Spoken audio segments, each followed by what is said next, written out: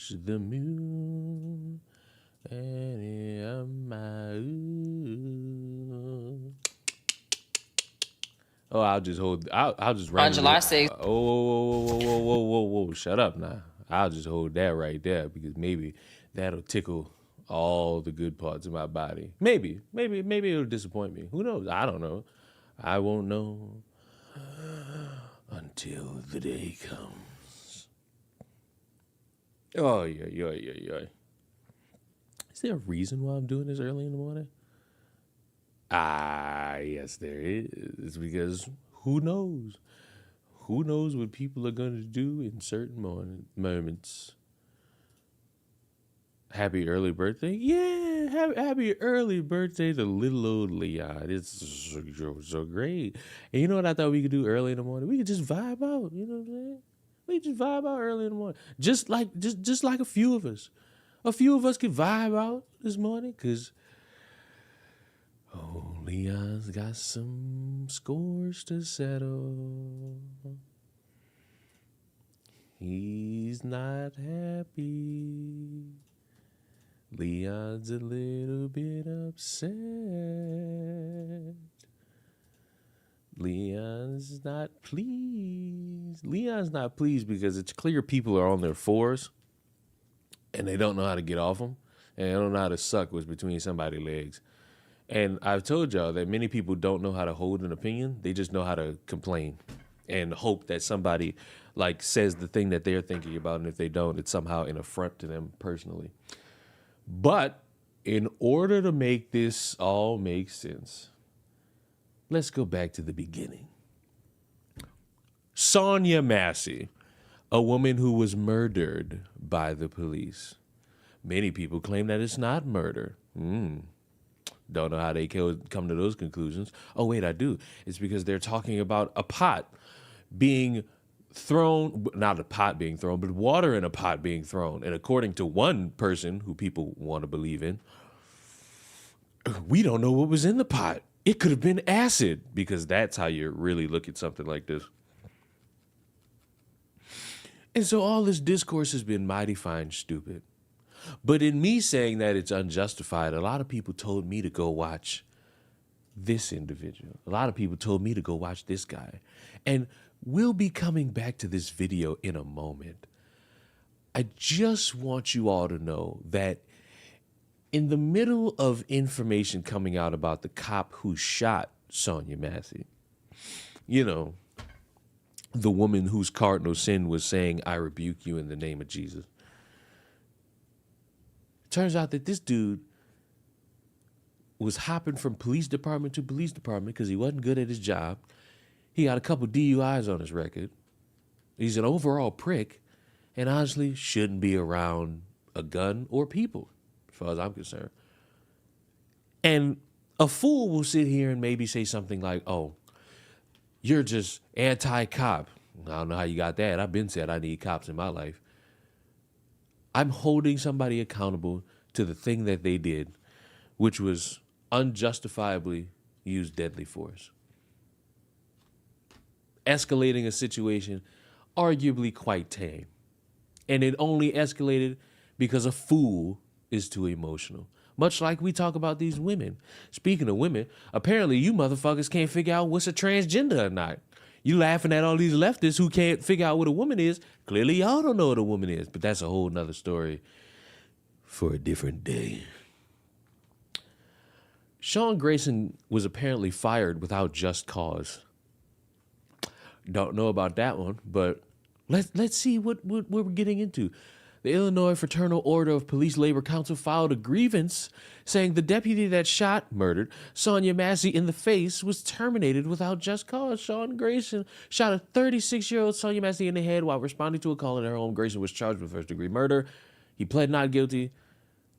Sangamon County Sheriff Jake Campbell announced his firing minutes after he was charged. Body camera footage captured the moment where Massey was moving a pot of boiling water from her stove when Grayson fired the 3 shots. Grayson said in the video he thought Massey was about to throw the boiling water at him and his partner. The grievance was terminated without just cause.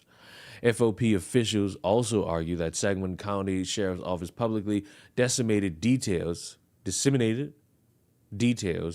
of the investigation on Facebook, which violates the collective bargaining agreement between union and the county. The FOP is seeking reinstatement, reimbursement of all lost wages, and restoration of all benefits for Grayson. Oh, so you want him reinstated and reimbursed for what clearly is an incompetent cop.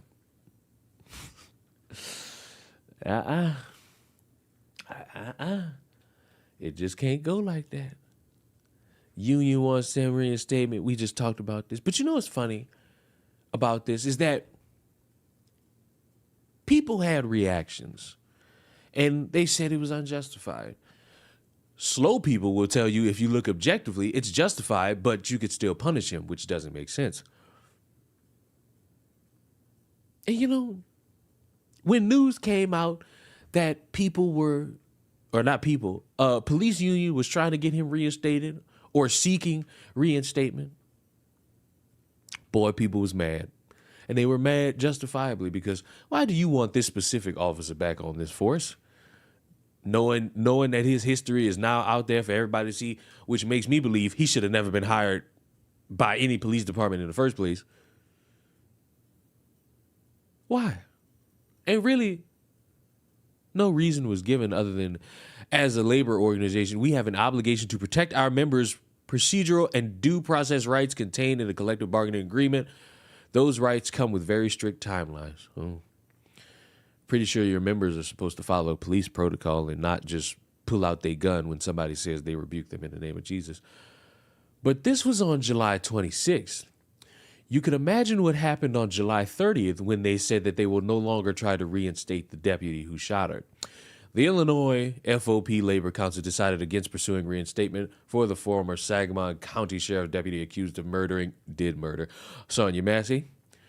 The official confirmed Friday they had received agreements from the FOP unions to reinstate Sean Grayson, the Sangamon County deputy who shot Sonya Massey earlier this month. While the union initially defended the grievance as part of the standard procedure, after filing their initial process, they announced that they will not continue the grievance. I wonder what happened.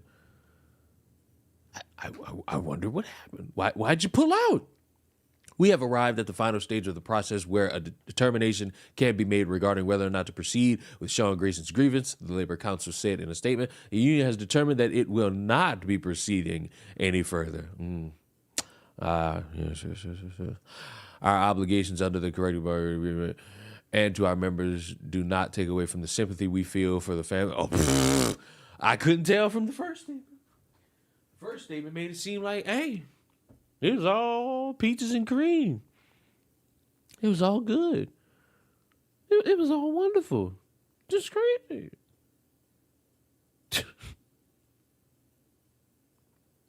Because the way I see it, seems like you was all excited to defend him up until, people got on your ass and it was obvious and clear as day that cop you was trying to get reinstatement, it wasn't competent. Oh, by the way, I want to show y'all something. It's only 13 of us here. The rest of y'all could watch it on like the back end. You know what I'm saying? The rest of y'all could watch it on the back end. You'll be all right. You'll be all right. Just give me a moment. Just give me a moment. Just give me a moment. I'm going to go here, and then I'm going to go into my studio, and then I'm going to go to the comments because I want y'all to see something. I want y'all to know, like, in a vacuum, I'm a very easygoing person. Happy almost birthday. Oh, thank you. Like, thank you. Issue a correction of the Sonya Massey case. Fraud. P.S. 0 watch time. Go ahead and elaborate before you ever demand something of me. It's been 9 hours. Nobody said a word. Buddy ain't come back and tell me issue a correction. What correction do I need to issue? The way I see it, I didn't say nothing wrong. She got murdered. She was murdered. Oh, my bad. My bad. She was unalived. Yeah, that's the correction. There it is. But she was murdered. Unjustifiably. And what am I issuing a correction about? Who knows what? Heavens to Betsy, who knows what? I know who is issuing a correction, though. The labor union, who's out here was like, oh, this was unjust firing and all that. It was an unjust murder. Oh, but it was unjust firing. I see someone else is issuing corrections and statements. But you know what? It's time. It's time to get our toes wet with this. Because in a vacuum, who knows? Like, I want to hear what he has to say specifically about the two individuals he brought up. Also, I'm sorry if I seem a little bit slow. In case no one's aware, it's 4 a.m. I don't have a lot of energy, but I got enough. Fell in front of her, that's one thing.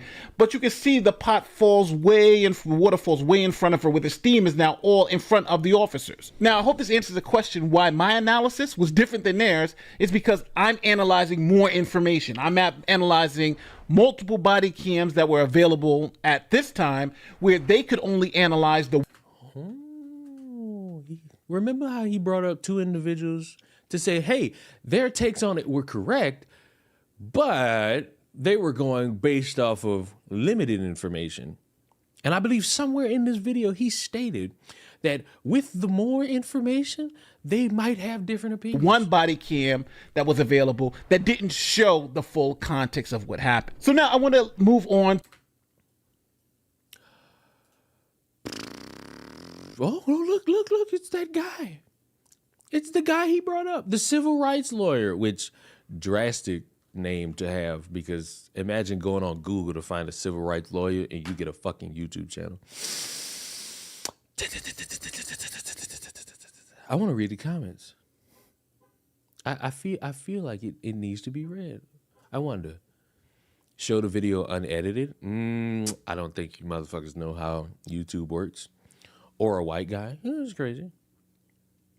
It's crazy. Show the video unedited is crazy. What about the issue of any threat of arrest is automatically implicit of threat of deadly force? If you say, I don't want to be arrested, they're going to just leave. Nobody said anything about not wanting to be arrested.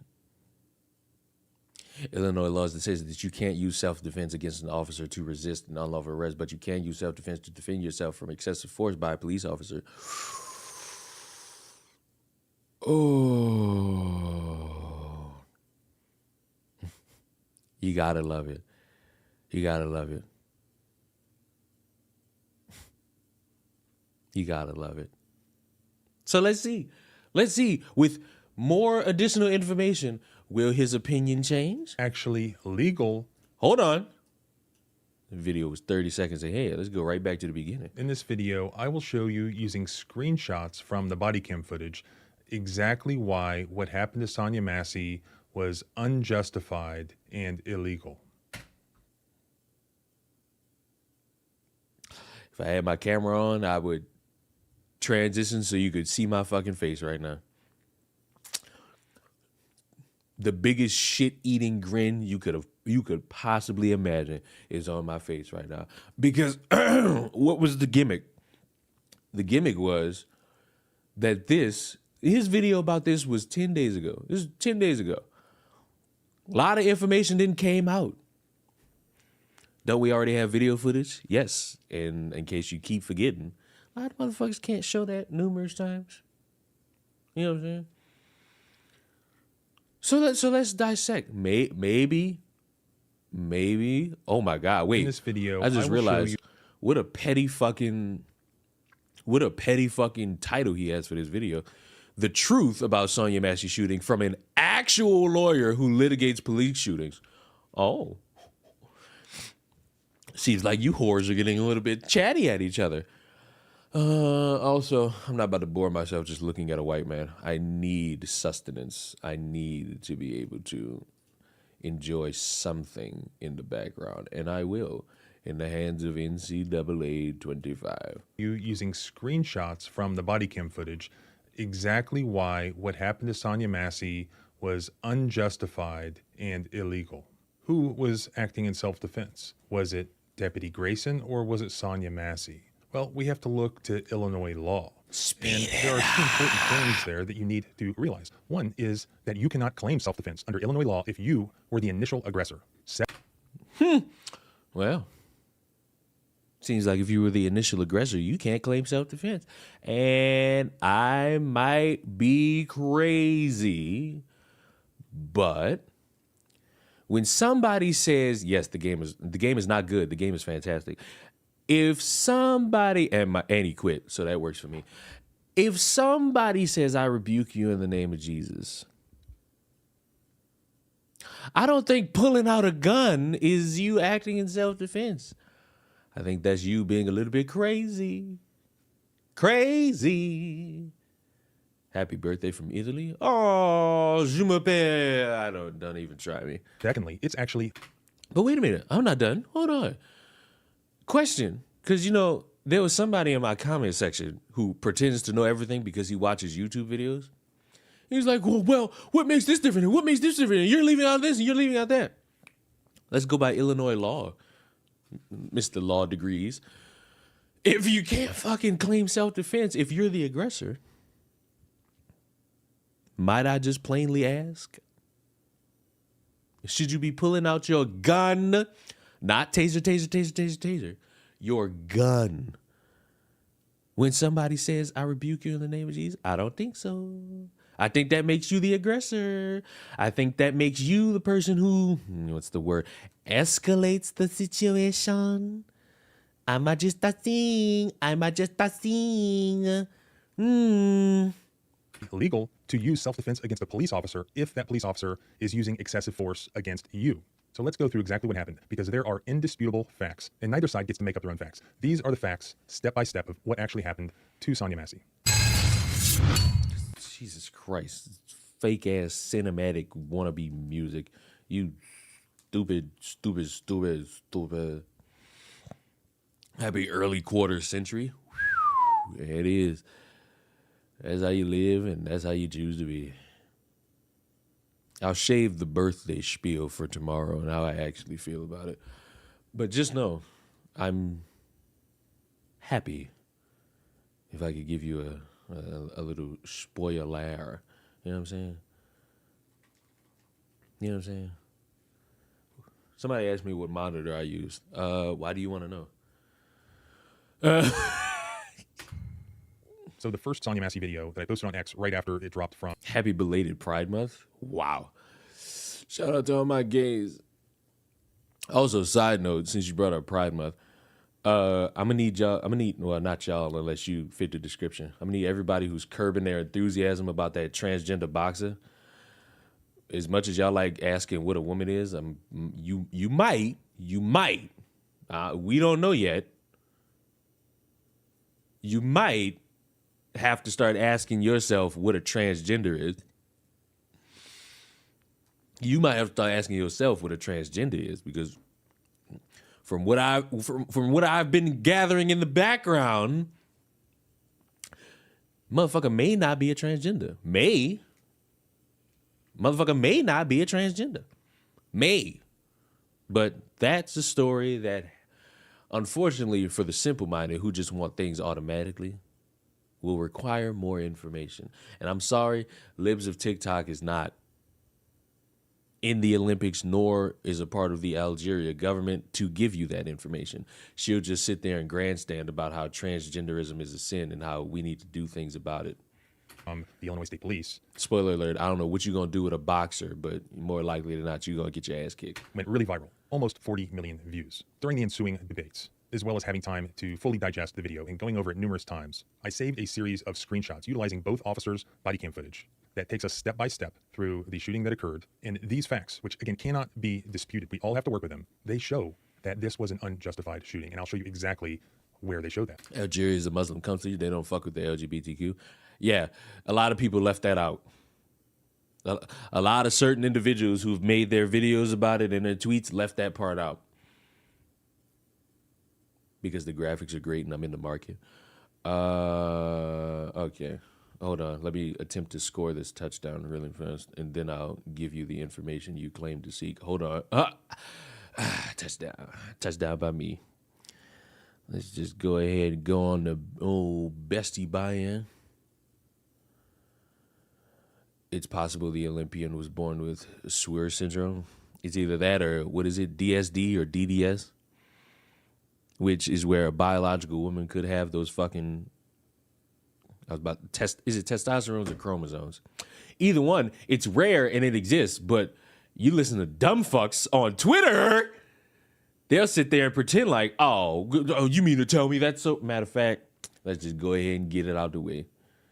Let's just go ahead and get it out the way since we here and we living and we rocking. What's this bitch name? Sydney Watson? That's the bitch name? Go ahead, give me that tweet, baby girl. And let's see if you made a YouTube video about it. Oh, the thrill of the devil life. Who would you be tonight? That's the question. Who will Groot be tonight? That's the question. I know you heard the rumors. I need to... Shut the fuck up. Do it right or wrong. What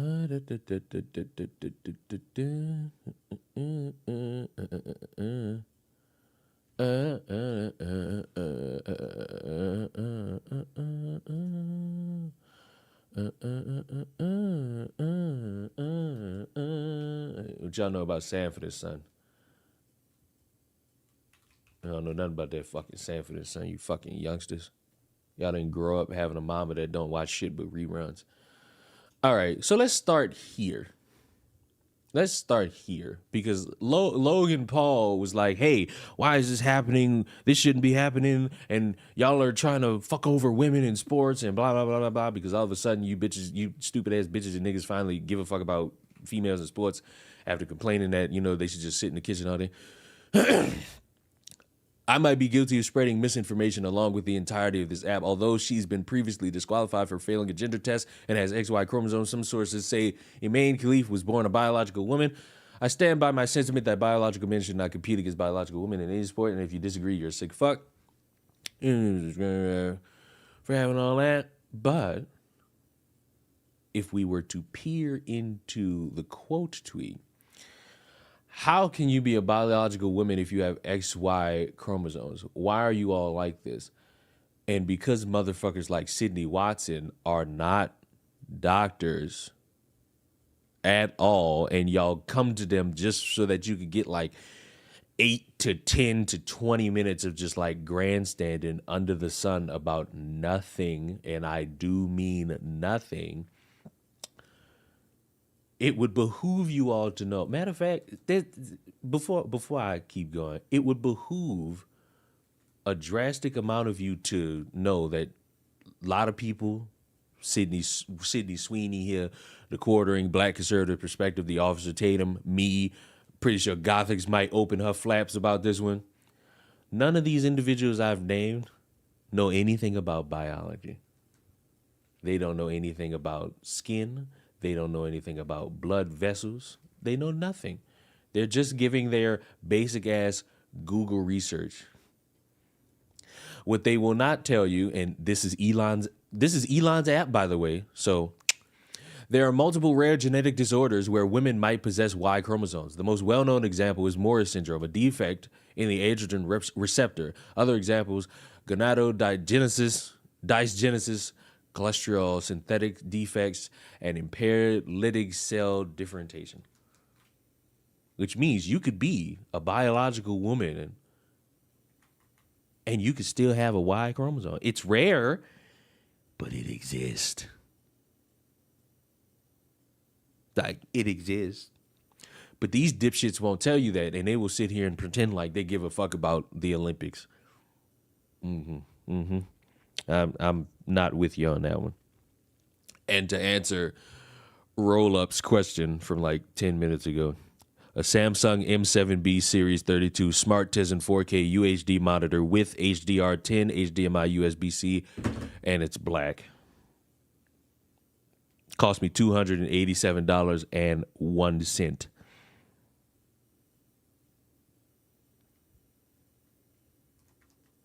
You got all that? I won't be repeating it.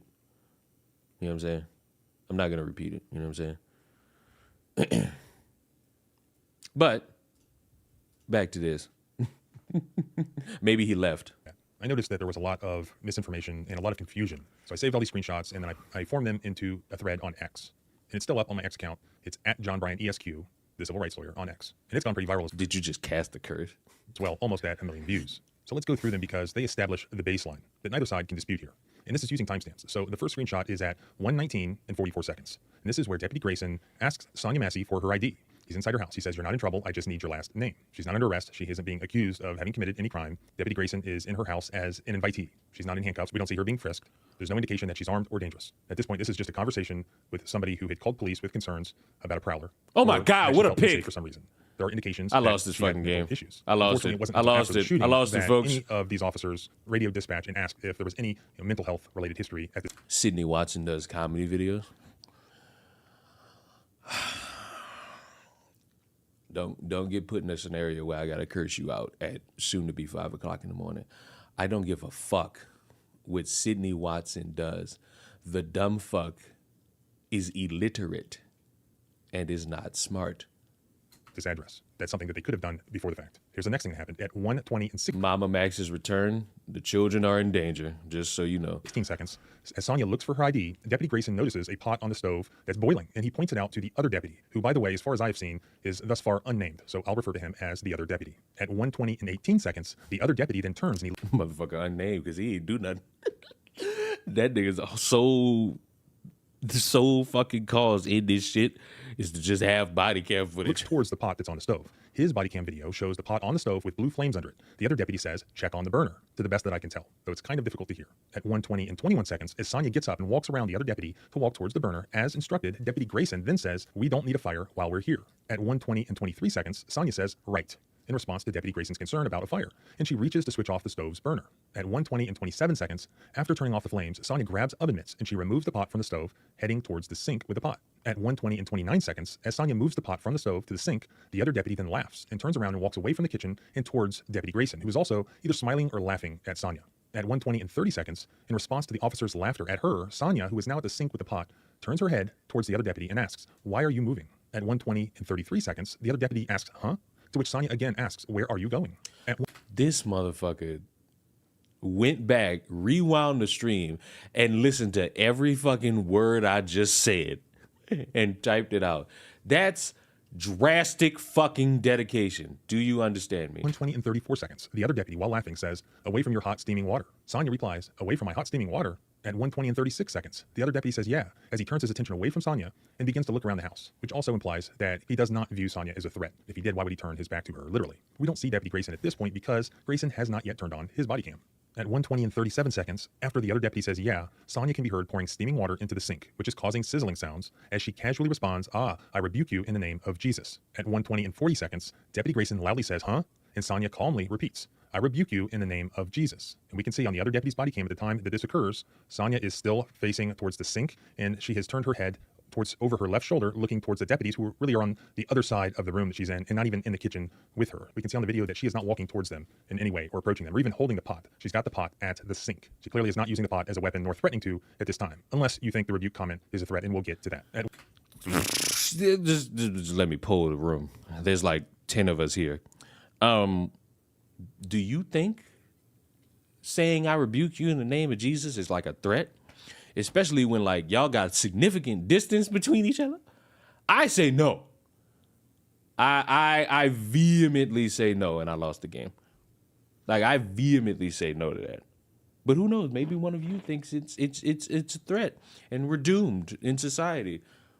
It's like me saying, "Oh, I chapped my khakis." Oh, it's a threat. 1:20 and 42 seconds, Deputy Grayson, as he partially draws his pistol, which you can hear, says, "You better effing not. I swear to God, I'll effing shoot you right in the effing face." Still, Sonya Massey is still generally facing the sink looking over her left shoulder. She's not walking towards the officers. She's not throwing anything at the officers. Sonya has made zero threats towards the officers. Deputy Grayson threatened to shoot her in the face, clearly placed his hand on his partially drawn pistol, just in response to Sonya saying that she rebukes, presumably the other deputy who was moving away from her, in the name of Jesus. So I looked up the definition of rebuke, and here it is. As a verb, expresses sharp disapproval or criticism of someone because of their behavior or actions. Example, she has rebuked him for drinking too much. As a noun, an expression of sharp disapproval or criticism. Example, he hadn't meant it as a rebuke, but Neil flinched. Nowhere in the commonly used definition of rebuke is it ever utilized to signify a threat towards anyone. At 1:20 and 43 seconds, Sonya said nothing further and didn't move at all. Yet Deputy Grayson then fully drew his pistol and he aimed it at Sonya's face. This is just 1 second after he threatened to shoot her in the face. At 1:20 and 44 seconds, Deputy Grayson shouts, "Drop the effing pot," while aiming towards Sonya's face. Sonya has said nothing else nor made any moves towards the officers. At 1:20 and 44 seconds, switching to Deputy Grayson's body cam now, we can see that at this time, this is the first time that she's being told to drop the pot. He says, "Drop the effing pot." Then Sonya raises both her hands in the air and she says, "I'm sorry." Zooming in, we can see that at that exact moment, Sonya is not holding the pot that she's being ordered at gunpoint to drop. The pot is actually on a stove, and Sonya has oven mitts in her hands. She also appears to be covering her ears possibly and clearly afraid as Deputy Grayson shouts at her to drop the effing pot. At 1:20 and 45 seconds, Sonya ducks down. At this moment, you hear the other deputy draw his pistol also, and he also yells at Sonya to, quote, "drop the pot." So now there are two cops screaming at her to drop the pot that she's not holding. How do we know that she's not holding it? Well, let's switch body cams. Let's go to Deputy Grayson's body cam. At that exact moment, 1:20 and 45 seconds, you can see clearly and conclusively that Sonya did not take the pot with her when she ducked down. The pot is still sitting on the counter. There's a view from that. If I could potentially, push back on that just a little bit, maybe there's two pots. Maybe there's two pots. This is a good assertion to guess that they might be two pots. Body cam zoomed in, showing the pot not. Y'all see that? Now, once again, could be two pots. Could be two pots. I'm lenient, but I'm not blind. In Sonya's possession, as she's ducked down in fear and confusion. At 1:20 and 46 seconds, the other deputy now fully draws his pistol as it comes into view, and he also aims it at Sonya Massey, and he also orders her to, quote, "drop the pot" that she's not holding. How do we know that she's still not holding the pot? Again, switching back to Deputy Grayson's body cam, the same moment, 1:20 and 46 seconds. I don't know, buddy. Look like it might be a two-potter. We see from a better view now that when the other deputy joins Grayson, This might be a two-pot situation. both aiming their guns at Sonya, both shouting at Sonya to drop the pot, we can see that at that very moment, she is not holding the pot. There's the pot, not in her hands. At 1:20 and 47 seconds, Deputy Grayson then begins to advance forward towards Sonya Massey, who has not moved from her position of cowering on her kitchen floor. Grayson is the one who begins to move. Instead of moving away from some threat that he allegedly perceived, he instead moves towards Sonya, or towards the alleged threat. Sonya is not moving at this time. At the same moment, 1:20 and 47 seconds, switching back to the other. So basically her demise was just, yes. Motherfucker said, "I rebuke you in the name of Jesus," and motherfucker pulled out a gun. Still trying to figure out why he did that one. Like, I'm still lost on that one just a little bit. Like, Shorty said, "I rebuke you in the name of Jesus," and you said, "Hold on, I got something for you."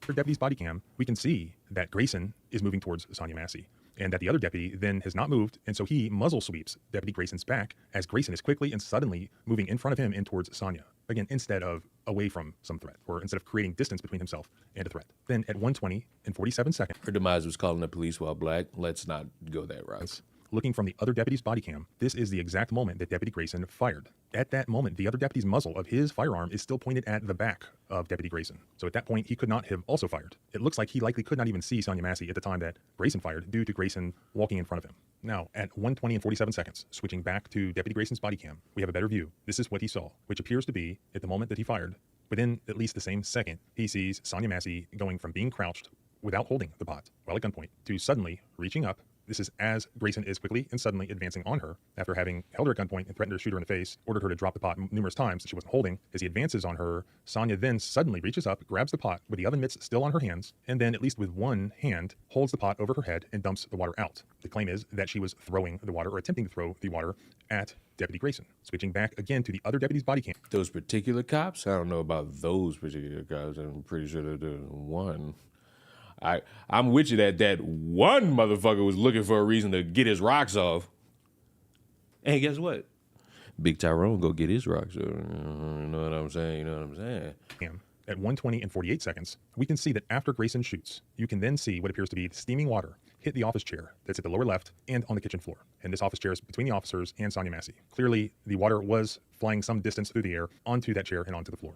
So there you have what I believe are the basic facts of the shooting of Sonya Massey. Those are screenshots of video that are indisputable. Those are timestamps that are indisputable. Those are the facts that both sides have to work with. To be clear, the Illinois State Police, who investigated the shooting, concluded that it was not a justified shooting. The officer was terminated and charged with first-degree murder. Most of the claims to the contrary by police officers and police activists that think that this officer is just getting railroaded have to do with a pot of boiling water is a weapon. And if somebody comes at you with a pot of boiling water, you're entitled to use deadly force to defend against that threat. I don't disagree with that, but here what are the facts? Did she come at him with a pot of boiling water? No, at least not initially. Since Deputy Grayson is charged with first-degree murder, we have to look at this in the context of the criminal case. He can't deny shooting Sonya Massey. He did. It's on video. But what he can do is assert the affirmative defense of self-defense. And the standard of self-defense can be different in every state. Here, Deputy Grayson, under Illinois law, would be justified in shooting Sonya Massey only if he reasonably believed that doing so was necessary to prevent imminent death or great bodily harm to himself or another, in this case the other deputy. However, Section 7-4C of the Illinois self-defense statute says that this justification of self-defense is not available to a person who initially provokes the use of force against himself.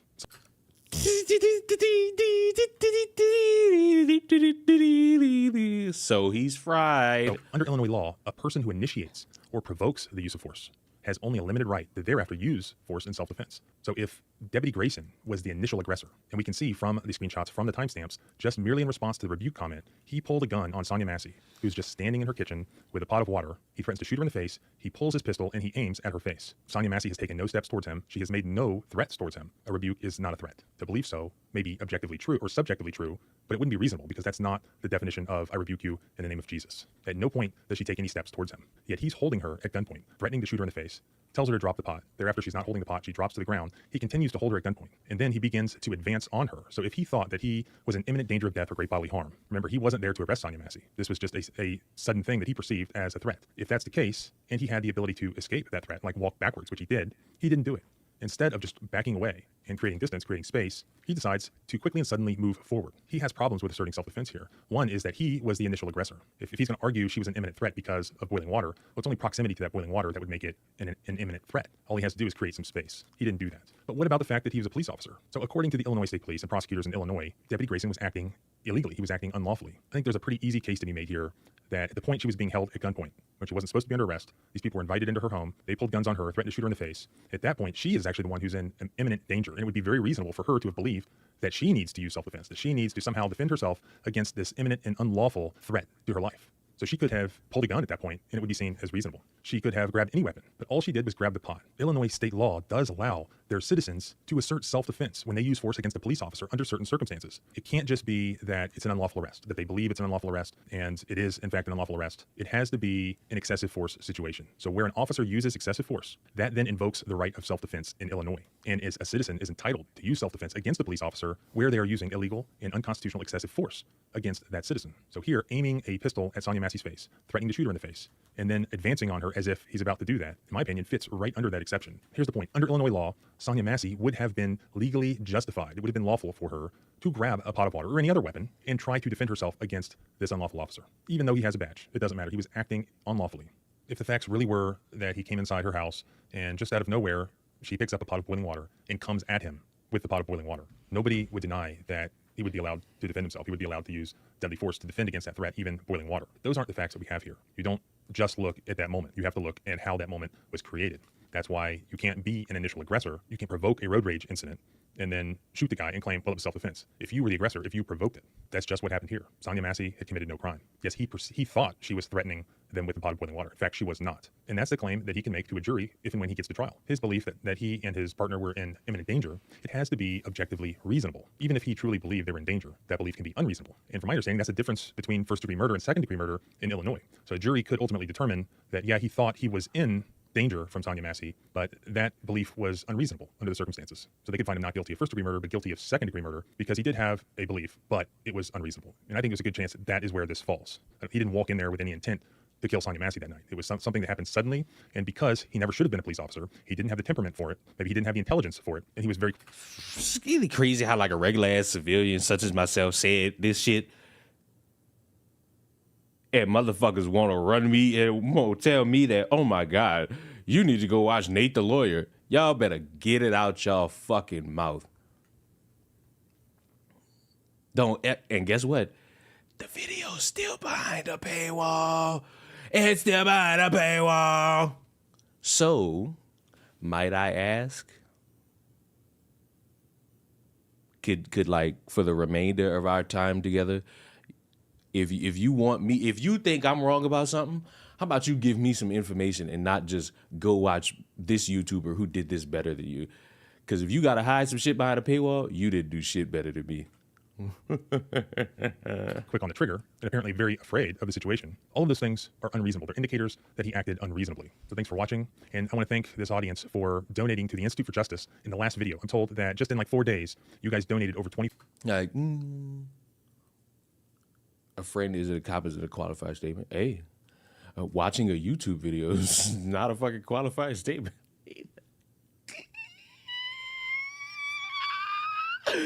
Oh, but you know what? Let's keep the train going.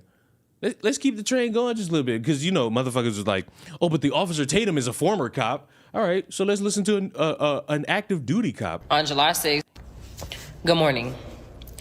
On July 6th, 2024, 36-year-old Sonya Massey called 911 because she thought someone had broken into her home. Earlier that day, had a medical event because she had a medical wristband on.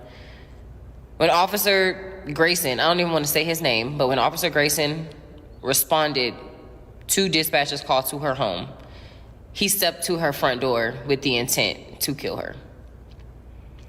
As someone who has worked in law enforcement for the better half of my 20s, I have never been taught that boiling water is a lethal weapon, ever.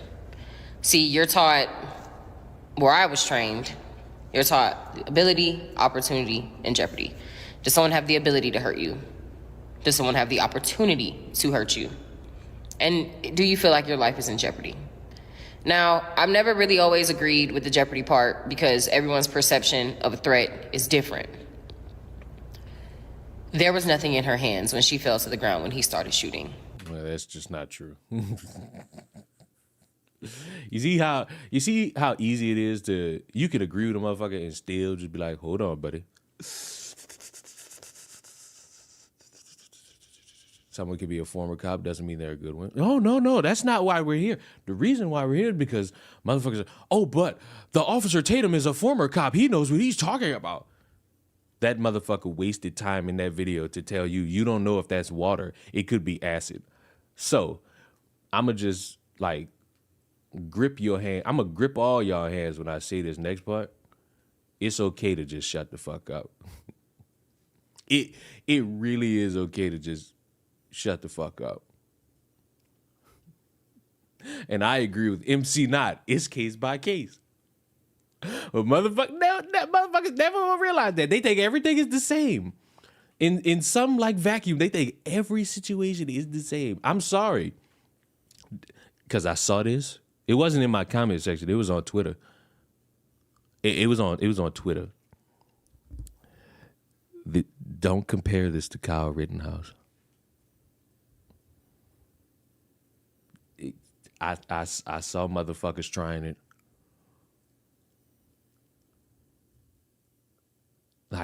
Don't do that. There's a motherfucker on social media trying to compare this to Kyle Rittenhouse, and I'll never. And it was at that moment I realized I am a part of a country of slow individuals, and I wish I could find that shit. They know one. That's their one case now with anything regarding a white person and a gun. Think about Kyle Rittenhouse. Think about the fact that was in a completely different state.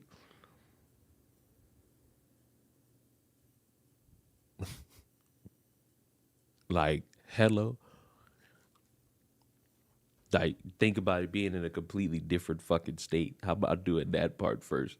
If you do that part, it'll make more sense. It'll stand by more, reasonable logic. Kyle Rittenhouse needed jail too. No, he didn't. He was completely. He wasn't the victim. I don't know about that one, bro. You getting jumped by some motherfuckers just because you go across state lines? That mean you now deserve to get jumped? That's not good logic at all. That's drastically not good logic. And considering the fact that he was found not guilty, so we're just gonna bookend that right there.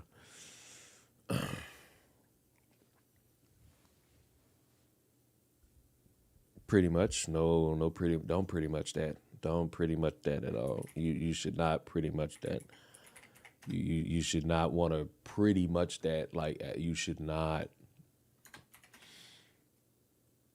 Why are y'all talking about how many states we got? Like, why? And why are y'all sitting here engaging in the shit? Like, why? Why are y'all enabling it? Y'all know the motherfucker's slow. Why y'all sitting there terrorizing? See, what WWE used to have as a campaign, don't be a bully, be a star.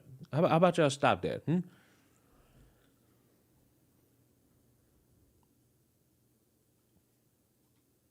My brain does not have the capacity. There's one state and it's the United, oh God, gay. Since there's only like 5 of us here, what would be great is if I show you something. I want to show you, but I don't want to spoil it for myself. Like, because I watched like 30 seconds of it and I almost cried. Not of laughter, but like of utter confusion. And I don't want to spoil it, because if I spoil it, it ruins all the fun. It ruins the fun we could all have. There's only 2 states, like there's only 2 genders. Okay, buddy. Like, are you mad about something? Like, are you all right? Did anyone here say that there were 5 genders? Are you one of those people that's running around calling that boxer transgender, even though you don't know and you got your information off of Twitter?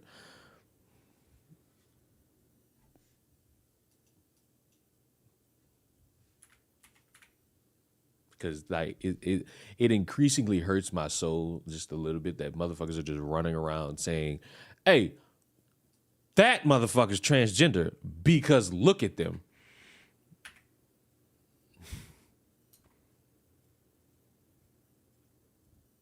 Could you give me like a little bit more than look at them? Just like a little bit. Just like a little bit more than just look at them. Could I get like a medical record? No, because that's not really something you're going to get access to legally unless the person you're accusing of that willingly brings that up out there to the public. Oh, she was disqualified from some event, but then was able to somehow get in the Olympics. Okay. Women don't have the XY chromosomes, but as we discussed earlier, there's rare fucking formations of the body that could give you Y chromosomes as a woman. Okay. Well, I heard on Twitter, okay, Twitter, the same app that had to let you know about those rare pieces of fucking biological issues that could occur. Do they happen to everybody? No, that's right, they're rare. When they're rare, that means, kind of doesn't happen a lot. Just a little bit. But you know what? Since we're pulling information from people on the internet, fuck it. Sup, you beautiful bastards. Welcome back to the Philip DeFranco Show. You Let's pull it from him. Fuck it. daily dive into the news. And there's just a lot we got to talk about for our final show of the week. So you hit that like button to let YouTube know you like these big daily dives into the news. And let's just jump into it. This is a news show. Well, I heard from J.K. Rowling that it's a man. I appreciate the levels of the troll. See, I can spot a troll. On occasion, I spot a troll and still don't care. But sometimes I have fun because it's getting to be in like that area where I can have a little bit more fun. But don't worry, it's still there for me to lose my mind at. Why does he have a monkey as first of all, racism? Yo, we gotta talk about this Aman, Khalif, Angela, Karini gender controversy and scandal at the Olympics and the culture war that is ignited, especially because every social media platform is just flooded with opinions and claims. Where it's just today, these two had a first round boxing matchup. Khalif's representing Algeria, Karini's representing Italy. Those refs are crooked. So what gives them the label of crooked? Like, if you don't mind me wondering this one. Are we talking about the Algerian DSD woman? Oh yeah. No. The complete transgender who somehow secretly circumvented every fucking checkpoint possible for the Olympics and beat up this victim who also went through all the training necessary to fucking be a part of the Olympics.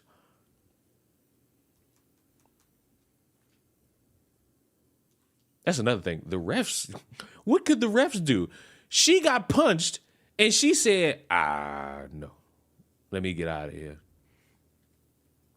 Let me get out. I think she got punched. I can't show the video because they've been copyrighting a lot of motherfuckers who show it.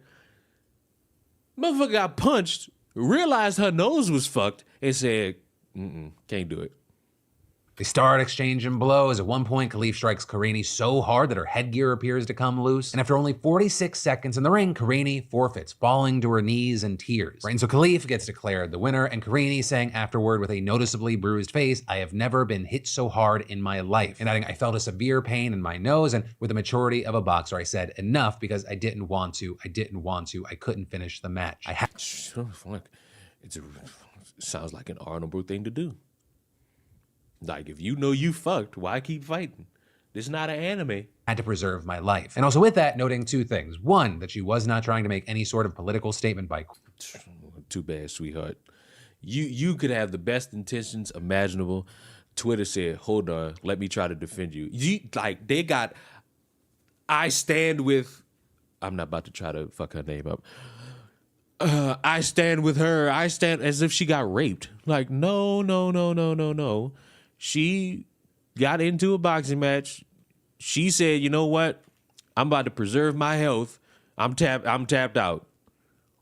I don't see a problem with what she did. Quitting and... I certainly don't see a reason to fucking tweet, I stand with her. Two, that she's not qualified to decide whether Khalif should be allowed to compete. In fact, even saying she wants Khalif to keep going until the end. And if you haven't been online at all and you haven't seen this situation, at this point you might be thinking, Phil, why are politics even relevant here? Well, it's because there's been reporting that Khalif has male XY chromosomes, right? With graphics aren't that bad.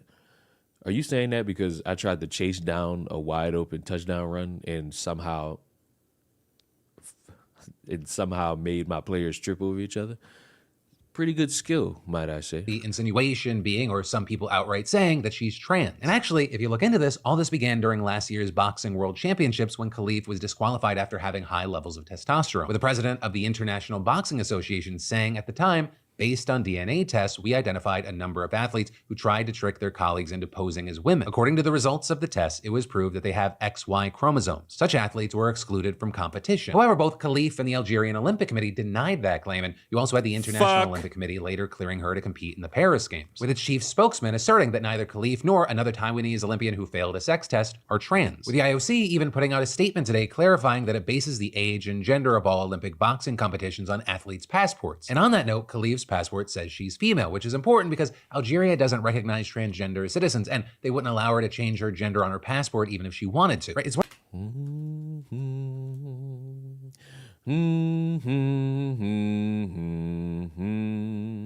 Is football only in North America? No. There's Canadian football.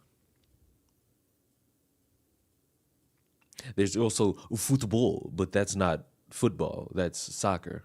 And you'll have to take that up with those people. One of those countries where even homosexual acts are illegal. But despite that, you have people throwing around the hashtag I stand with Angela Karini. With folks like J.K. Rowling criticizing the match in the days leading up to it, and then after it happened, sharing a pic of Karini crying and saying, "Could any picture sum up our new men's right movement better?" The smirk of a male who knows he's protected by a misogynist sporting establishment, enjoying the distress of a woman who's just punched in the head. Logan Paul also taking as a fucking pig. Twitter and describing it. The fuck is Canadian football? It's football. But Not Canadian. As the purest form of evil unfolding right before your eyes. With that, saying a man was allowed to beat up a woman on a global stage, crushing her life's dream while fighting for her deceased father. Elon Musk responding to a post saying men don't belong in women's sports with absolutely, and similarly resharing a post with a clip of The Punch saying Kamala Harris supports this, vote accordingly. But then with all that, you've also seen a lot of people saying those people are just sharing misinformation. Or saying Khalif is not a man, has never been a man. What the hell am I doing up this early? I mean, good morning? What the fuck? Good morning? She's not transgender. She was born a cis woman. But with Clearly, you haven't been here like the past week, because there have been a lot of random 3 a.m. streams. that, saying she might have one of a group of rare conditions known as DSDs, or differences of sex development. For some people with DSDs, they're raised as female, but they have XY sex chromosomes and blood testosterone levels in the male range. Which is why with that, you had people saying it's perfectly possible to talk about what the eligibility criteria should be for sports, and especially combat sports, without cruelly There are some insanos on Twitter going, Algeria sent a man with a fake. Algeria said, fuck it. Let's fucking have a transgender, you know, something that they don't really align with, represent our country in the fucking Olympics, and no one will notice. Even though so far, a lot of the shit seemingly is just her being a woman.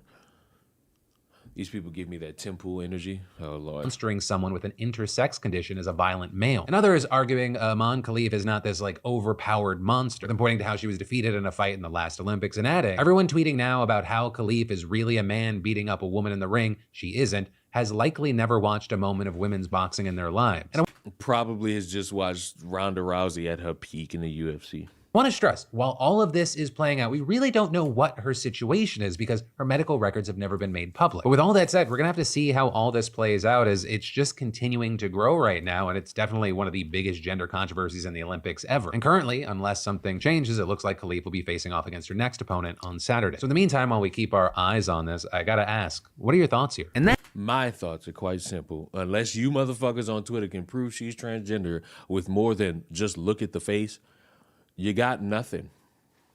You got nothing. You're not getting the medical records. You're not getting the medical records. So just throw that out the fucking window. What you want her to do? Rip her fucking pants off and show you that shit in between? And if you don't see scars, she's a woman? Like, is that it?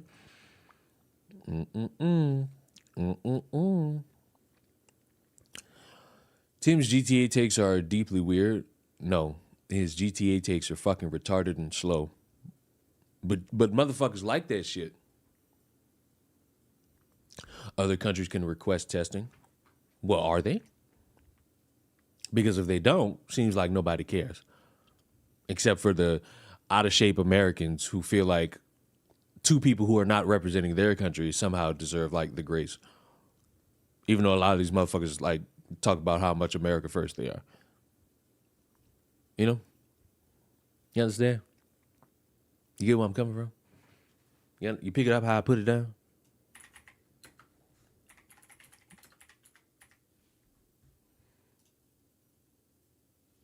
Because if I'm in a fucking area where it's illegal to fucking even do homosexual shit, it's going to be pretty hard to fucking go anywhere to get a transition done. Like, if I'm in an entire country where that shit is frowned upon, methinks it'd be a wee bit difficult. Methinks it'd be a wee bit difficult to get a sex change. Just a wee bit difficult. The DSD thing is becoming more... Duh. Isn't it more accurate than, hey, I'm just going to call her a male? You know? But I do love that some motherfuckers are going to be like, yeah, you know, this country that's not pro-LGBTQ, you know what they got representing their country? A transgender. Just like this rogue transgender who's just secretly been fighting secretly as a man the whole time, beating up women. And what's our proof of that? What's the citation, please, on that one? Can I get like a check's notes, a doctor's note, or something? I threw a fucking pick, god damn it. And that's going to be returned for 6, most likely. It didn't. I stopped it. But let's watch. Why are you showing me a slow-mo of this? And why are you showing me the South Park episode? Now, who think it's fair for a man to beat up a woman like this? I mean, the Olympics, for one. They signed off. If the motherfucker is a man, clearly everybody in the fucking Olympics, from the judges to the testers to the motherfucker who got their ass whooped, it seemed like everybody in that camp.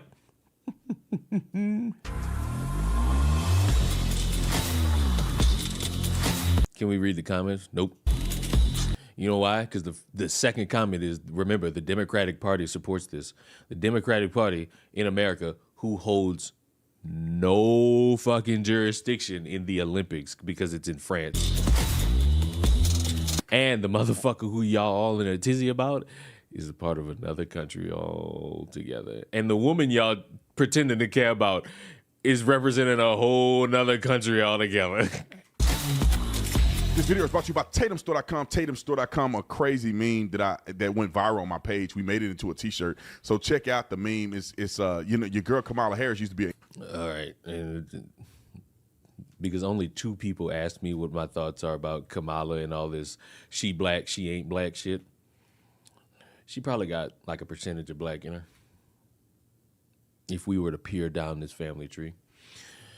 Oh, but she's faking an accent. That's code switching. It's something a lot of black people do in order to get opportunities because, you know, society is not deemed perfect in any way, and motherfuckers got to try to fucking make ends meet by doing things that could get them a job or an opportunity. What else? Oh, the Meg Thee Stallion thing. It's something that a lot of politicians do in order to gain a lot of support from the young people.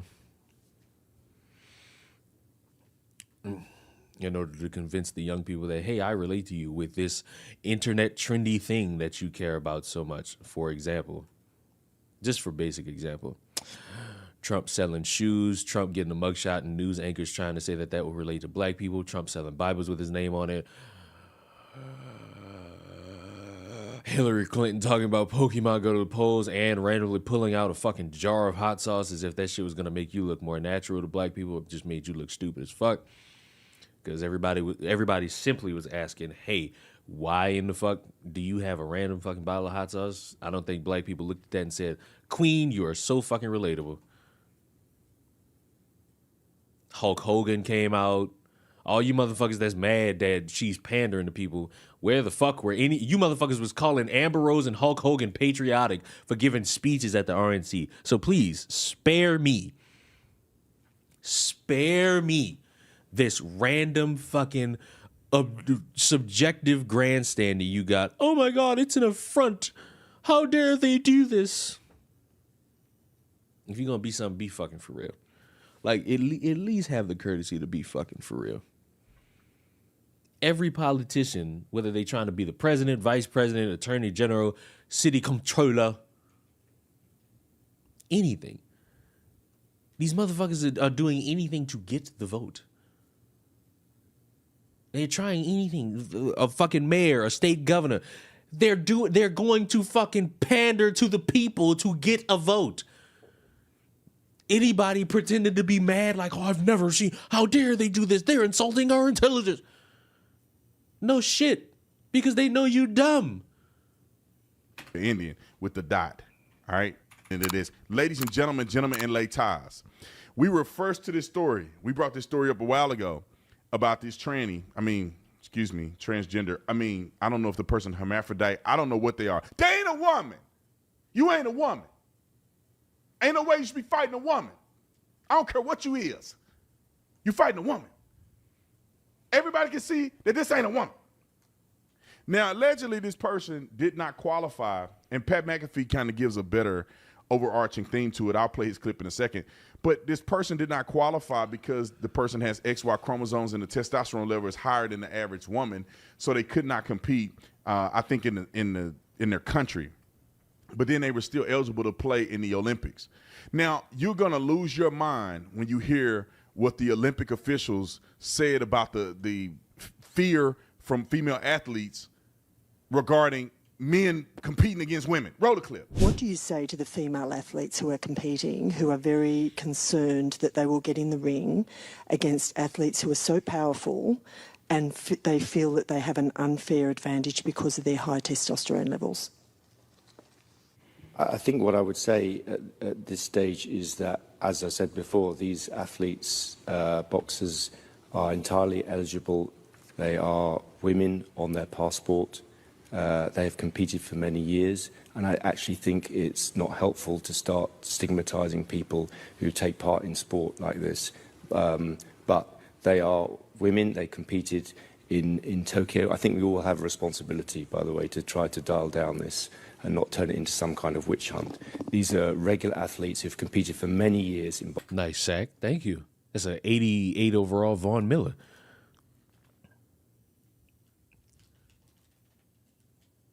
It's an 88 overall Vaughn Miller. The goal is to fucking run they shit ragged just a little bit. Just a little bit. Just a little bit. I'm trying to figure something out, though. What's so dangerous about this guy's response? What's so evil and fucking moronic about his response? As I'm apparently supposed to look at this and think, oh my God, it's so dangerous what he's saying. Boxing, they're entirely eligible. There are women on their passport. It's weird how he just doesn't confirm she isn't a man. My question would be, just basically, does he even know? Like, does he know? It's perfectly plausible a motherfucker could be unaware. Just a touch. Passports, and that I think is enough said from me. So thank you very much. Now, with that being said, you can see they don't give a flying flip. They don't care nothing about these women. Where are the women at? I know Riley Gaines standing up. Carissa, she's standing up. She's a professional boxer. I couldn't imagine getting inside the ring with the biological man. I mean, even though I spar against the men, but fighting for the Olympics. Isn't this the motherfucker who is all big and bold about fighting against men that got her ass whooped in like a boxing match? I might have the wrong person. It's way bigger than that. It's so much more on the line. The Olympics definitely dropped the ball, you know, and listen, I don't have anything against transgender women or transgender men. All I'm saying is that men should fight against men, women should fight against women, and transgenders should fight against transgenders. That is how I feel. I will stand with that. I'm not homophobic or anything like that or against the gay community, but that's not right. Where are the other women at? Y'all getting beat up. Some of y'all ain't saying that you deserve getting beat up. Where the women at? People who agree with me politically are talking, but those of you who not talking, you deserve to get beat up.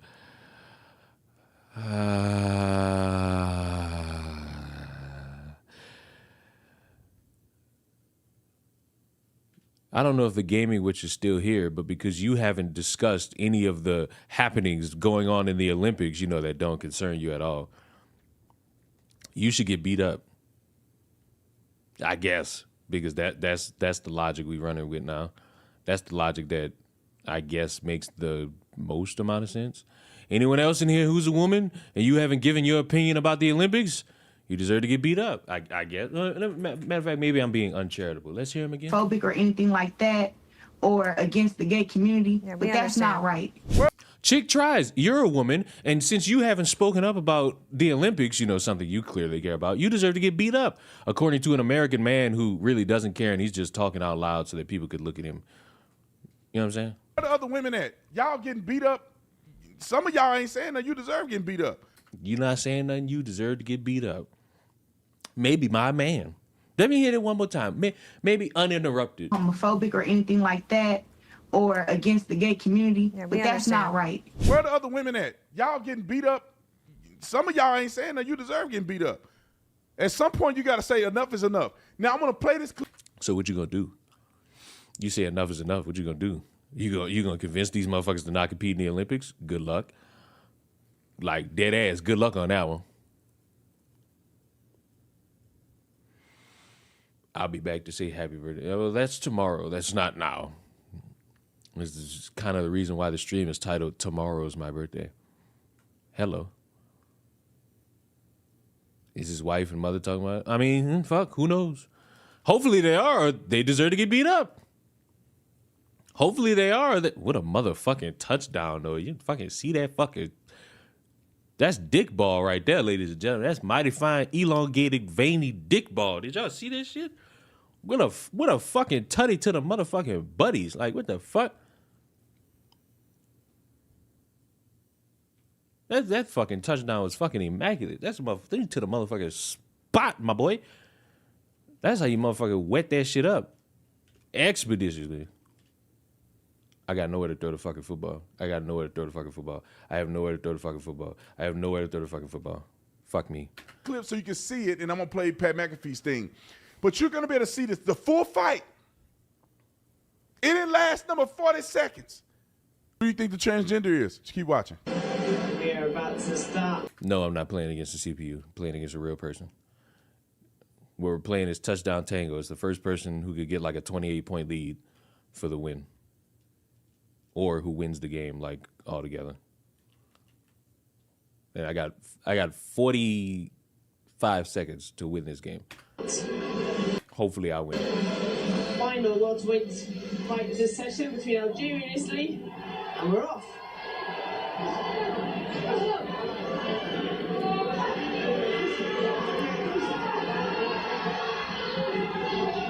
Marini, operating from the southpaw stance. Has he not gotten copyright claim for this? What the fuck? How the fuck Admin Preach got it, but he didn't? I'll take that. Interception! Interception! A little bit short there. 1v1? Well, technically, even though, like, one has, like, a fucking entire football team and the other has an entire football team. But, yeah, basically 1v1. He's probably using cam footage. I'm glad you might think that helps on YouTube, but I'm just go ahead and tell you right now, it don't. It just don't. Marini. Khalif looking to come with straight punches to the body of Carini. Buddy ain't even giving no like significant reaction. He's just looking and pretending to be disgusted by it. Punches coming in hot. They coming in hot. Who you think the trainer is? I mean, if I didn't know that it was the motherfucker in red, fuck, I wouldn't be able to tell. You not telling me. It's been 4 minutes of a 16-minute video. You ain't telling me yet. So, fuck. I would hope somebody know, because right now, I still don't. I still don't fucking know who it is. Carini is asking to get her head guard tightened in. What she really doing is looking at that coach and saying, Coach, like, what she actually did is exactly what was said, trying to make sure her helmet is back on secure. I mean, I won the game, but I didn't, like, do the challenge. I didn't. Oh, never mind. I did. I won. Fool. This ain't going well. Now, the coach is fixing the neck strap thing, but this ain't going well. Look at my nose. Homeboy punching. Everybody know that this ain't a woman over there. Her coaches know it. She looking at him like, come on, man.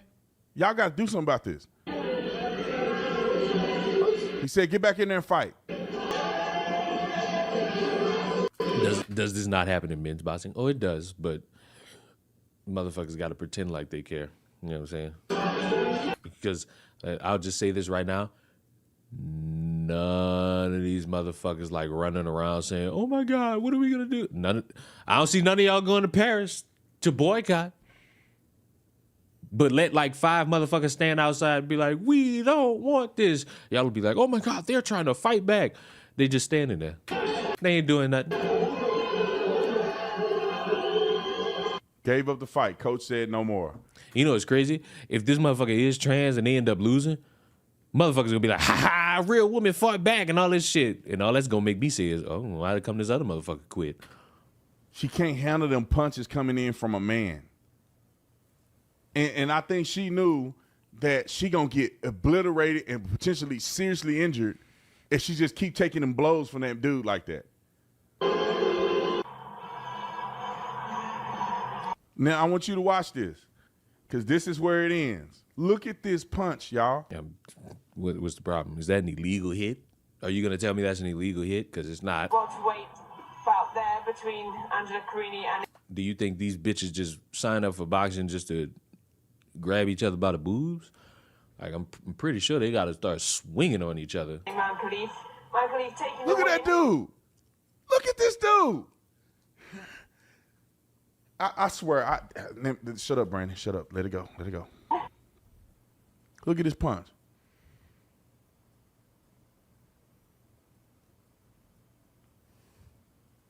Boom.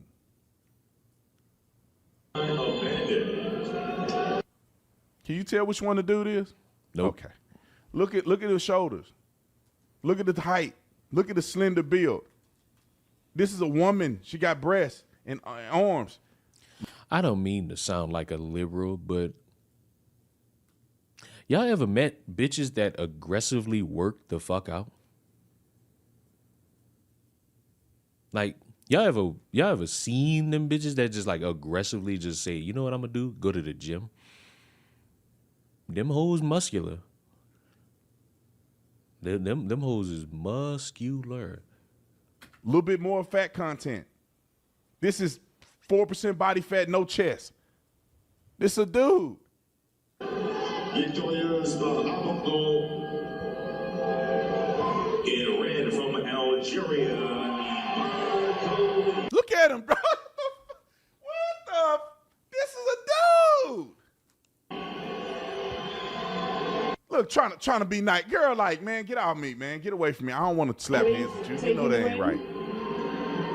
You know that ain't right. Abandon the bout. Dans le coin bleu, pour l'Italie, Angela Respond to her knees. She hurt, bro.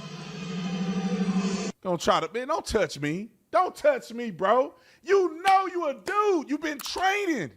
They know you gonna beat the girls. Una cosa. And this is her talking because I need you to read the subtitles because she lost her father and she dedicated the fight to her father and it was stolen. Was it? Was it?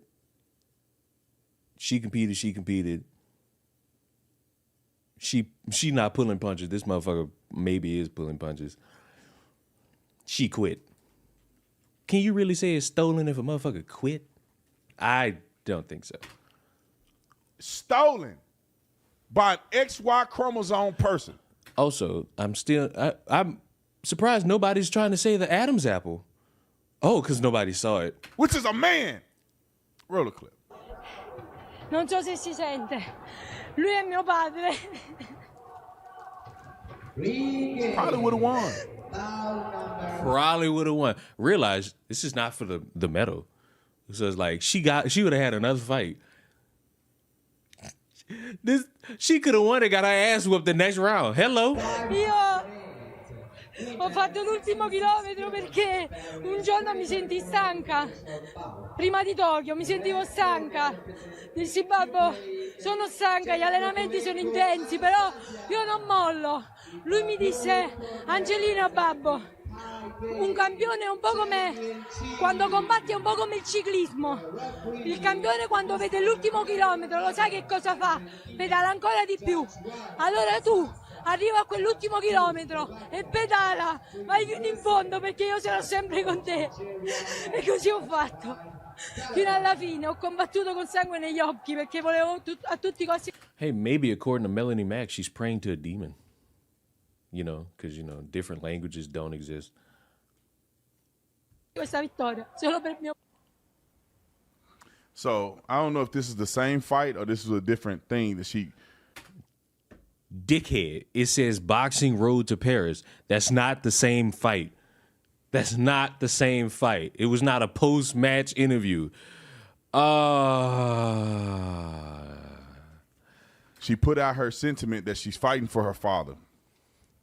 And they let these Transformers get in there and just beat them to death. Was she beaten to death? Or did she take a punch and say, you know what? No. Let me get you the Pat McAfee clip real quick, and we're gonna play what he had to say because I think he had a pretty good stance on this. And I think it's important for us to, kind of put it out there.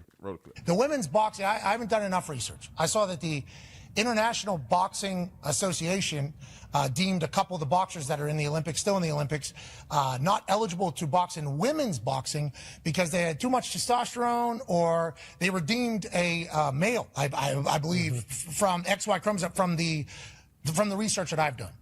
So now we're watching the Olympics, and this Italian girl has made it. She's boxing, committed her whole life to boxing. Committed her whole life, this girl. Her dad passed away, I do believe. Yeah, very recently. Very recently. I assume her and her dad I assume this is a big story. And then all of a sudden she finds herself in the Olympics moving forward. How you motherfuckers was like, Philip DeFranco, no, but Philip had the more accurate take from anybody, which is just, we don't really know. You got these, I ain't gonna say Pat McAfee unless he says it outright. You got the dipshit like in the corner, like, oh my God, that's a transformer, that's a tranny, with nothing to base it. But just look at it. Just look at it. You'll see that's not enough for me. A medical record would help me out here. A question on football, do they have red and yellow cards? Well, technically they have a yellow flag. If you're talking about what you see on the screen by me, but if you're talking about like football, which is soccer, I think they got yellow cards and red cards and all that shit. And she has to fight somebody from Algeria who has been banned from other competitions because not woman enough to compete. Yeah. And then 46 seconds into her Olympic fight with this woman from Algeria, basically taps out, broken nose. Then afterwards she cries and she's like, I've never been punched that hard in my life. And it's like, for me, I know this conversation has been happening for a few years. I just don't understand how we got to this point. And I am coming from a very empathetic point of view as well, because as we all kind of learned about the transgender situation that was happening for people, I think we're all incredibly bummed that would be terrible. If your soul did not match your physical body, that would be quite a conflict every single day. I have no idea how that would test you in the morning, every day you wake. Pat being super nice. I know he's trying to be nice. He's trying to be respectful. Or F these people. That's or Pat don't know a lot about this shit. And because a motherfucker don't know a lot about this shit, he tiptoeing because he don't want to fucking not know about some shit. Maybe he wants to learn. I get that motherfuckers hate transgenders, but you can't sit there and be like, oh, he's just trying to be too nice. He's just trying to be... Maybe it's more reasonable to believe a motherfucker don't know. And they just trying to cool it. Because it's cool to not know, children. You might want to pretend like you know everything, but I know you don't. Because, and this is what I will say, if you have the audacity to disrespect other people and you know you doing it. Excuse me? You a dirtbag. There ain't no... Says the guy who plays with people's intelligence to sit there and say, hey, it was a fucking pot of acid. You don't know. It could have been acid. Excuse for nobody that... You know that you have a competitive advantage. You're training. You're timing yourself in the swimming pool. You're boxing and sparring. You know for a fact that you got an advantage. It doesn't matter what you feel like on the inside. When you go to present as the other gender, bro, you already know what it is. I'm in the weight room right now. I took 3 months off, not even on purpose. I was just busy and not getting my butt. Don't care. I already know, bro. I don't care how much percentage of my strength I use. I am way stronger than every woman in the weight room. There's not one woman that's even close to me. And I'm not so even happy for you. You're not the Olympics. So killing them. Anyway, I want to play Hold on. What was that? I can do it 20 times. Why would I try to go and compete against women in that? And I already know I'm killing them. Anyway, I want to play this one part where Pat McAfee said he was so he was being very nice. I wouldn't be as nice. I want to play this chart that he put up here because I think this tells a lot. Roll the clip. Then she even has the possibility of being if you just look at a simple stat here. Let's just do the swimming. Okay. I think these people are just thinking about opportunities, not really virtue signaling. Bull, and might I say this with such empathy, shit. All that whining about opportunity. First of all, do me a favor. Prove that the motherfucker's transgender, number one. Number two, because you do got motherfuckers who are trans that go in these fucking sports and fucking ream over shit. This team you're going against is hacking. No, I can just accept the fact that I'm losing. I can just accept the fact that I'm losing. And I ain't got no timeouts. Like, see, right there. Like, right here. Like, I can accept the fact that I just lost. Motherfuckers better. Here's the women's swimming gold medals times from this particular Olympics, and then the men's swimming gold medal times from this particular Olympics. And we're talking about the best in the world. There's a couple Olympic records in here. Bro, that's 6 seconds. That's 6 seconds. I want you guys to understand how far. My question is, what does that got to do with boxing? Part 6 seconds is. That means they're swimming. The man finishes and it's 1, 2, 3, 4, 5, 6. The woman finally come through. It's not even close, bro. It's not even close. Like in the swimming pool. That's he beating the brakes off her. You know, there's a couple world records in here. We're talking about the best of all time.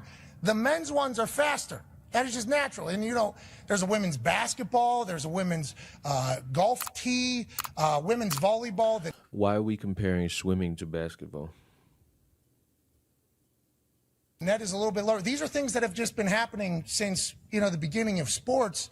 And then all of a sudden now the conversation has turned like, no, there is no difference. It's like, there is, especially at a very high level. Look at this 4x100 meter freestyle. Y'all can't see the numbers because I'm in front of it. Men numbers are 20 seconds in front of women. So what they got to do is... That means that the men finish, boom. 1, 2. All right. Out of them in the swimming, 19. 20 of the girls finally came through. They whooping it out of them in the swimming pool. Y'all don't start standing up. And fathers, if you don't start standing up, you get what you deserve.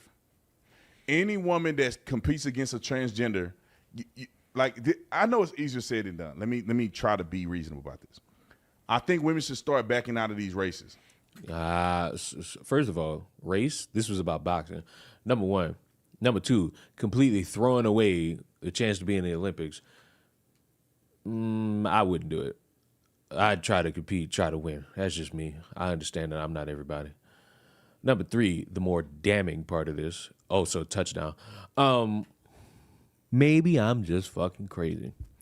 But I still ain't seen shit to prove the motherfucker transgender. Now, maybe the motherfucker is. And my entire point is mute. But if you fucking hear me say this and your response is, look at him, go ahead and kick yourself in the nuts for me. Or, like, rip your own tubes out your pussy. Like, give me something else. Give me something more factual other than just looking at the motherfucker. Because I done seen a muscular bitch who got broader shoulders than me.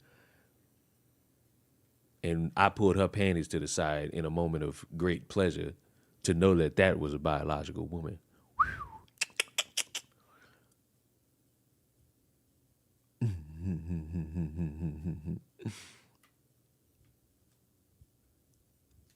That's just me. Honestly, if I train my whole life, I mean, fuck. Motherfucker could be trans. But motherfucker could not be trans. And if the motherfucker not trans, then what's the spin gonna be? If we just so happen to get the medical records and we find out this is a biological woman that just came in there and whooped some fucking ass, who's also coming from a country that's not pro-LGBTQ, we just supposed to think that Algeria sent in a transgender as a psyop? Did she break her back? Did she break your back or did you break hers? My response to that is, it was a great night. There's no trans surgery there. Unless you got to try to make this make sense to somebody like me. All right. So you were born in a country that don't really fuck with none of the LGBTQ shit. Okay. So you at some point in your life said, I'm about to get a backdoor trans surgery and I'm about to get these backdoor druggy wuggies that'll help me in my goal of being a woman. And you somehow failed to get past one checkpoint, but get past another one to represent the country that's not LGBTQ in the Olympics? You mean tell me none of these motherfuckers checked you? Or it got to the point where they didn't need to check you and they just said fuck it and let you go? I don't know, bro. Something sounds a little bit illogical. But speaking of illogical, let's see what the conservative perspective got to say about it. Because I know he touched it. I know she never had a chance. Okay, she's just, is he watching any of the Olympics? Like, is he taking in anything? Is he like, my phone is blowing up? So, like, what is It's his been great so far. consumption The of Olympics has been so great. Look, the president and the first lady. Am I the only one who's like hasn't watched the fucking Olympics? Like I ain't even watched basketball. Also, now that I'm looking at this room, where the fuck is Joe Biden? Like I know he is not going for the re-election. But where the fuck is Joe Biden? Like where is he? Lady are certainly proudly cheering on Team USA. As you saw, the First Lady traveled to, traveled to Paris to lead the delegation, the U.S. delegation for the opening ceremonies, and cheered on Team. This motherfucker just broke up with America. And last I saw, maybe he popped up somewhere, but last I heard from him, he was on the phone with Kamala Harris. And then I think he gave like the "Why did I do it?" address, and I have not seen him since. Team USA, and you saw her out there being very supportive.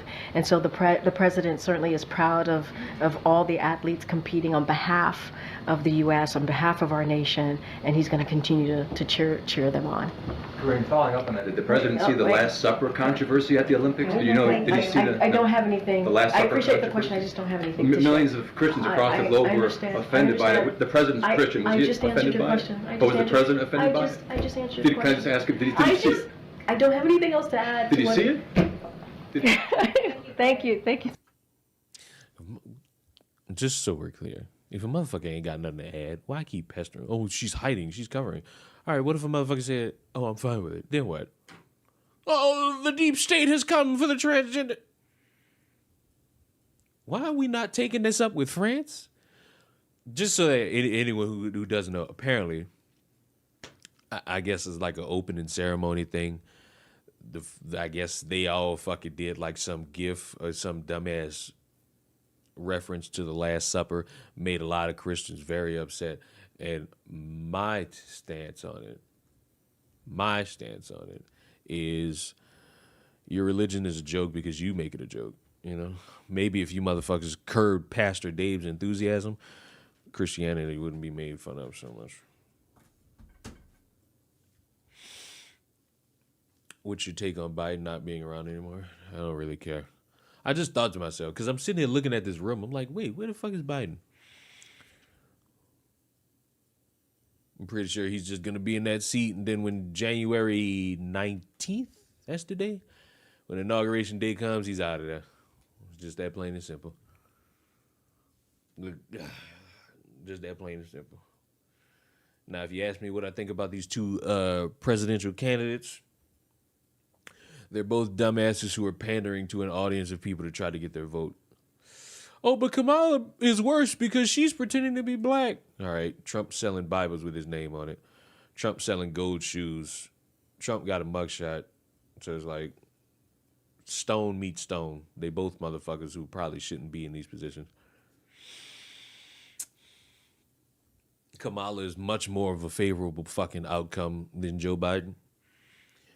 You can tell Trump got a little bit of trepidation in his boots dealing with little bitty old Camila. And, you know, what I said at the beginning of the year still holds true. One side gonna win, one side gonna lose. One side gonna celebrate, the other side gonna claim they're cheating. So look, Hell Rodolphs, whatever the fuck your name is, go ahead and ask me that question again, but take out that dumbass verbiage. I don't give a fuck that you think just because you listen to two YouTubers say that they have to walk on eggshells, that you have to walk on eggshells. You can say murdered, you can say dead, you can say suicide, you could say somebody got him killed. Right? You can say that. Just because you watch like 3 different YouTubers say my channel's at risk because, oh my God, I'm breaking the terms of service of a website that I continue to bitch about, doesn't stop your enthusiasm. I know you might think it will, but it won't. What a fucking interception.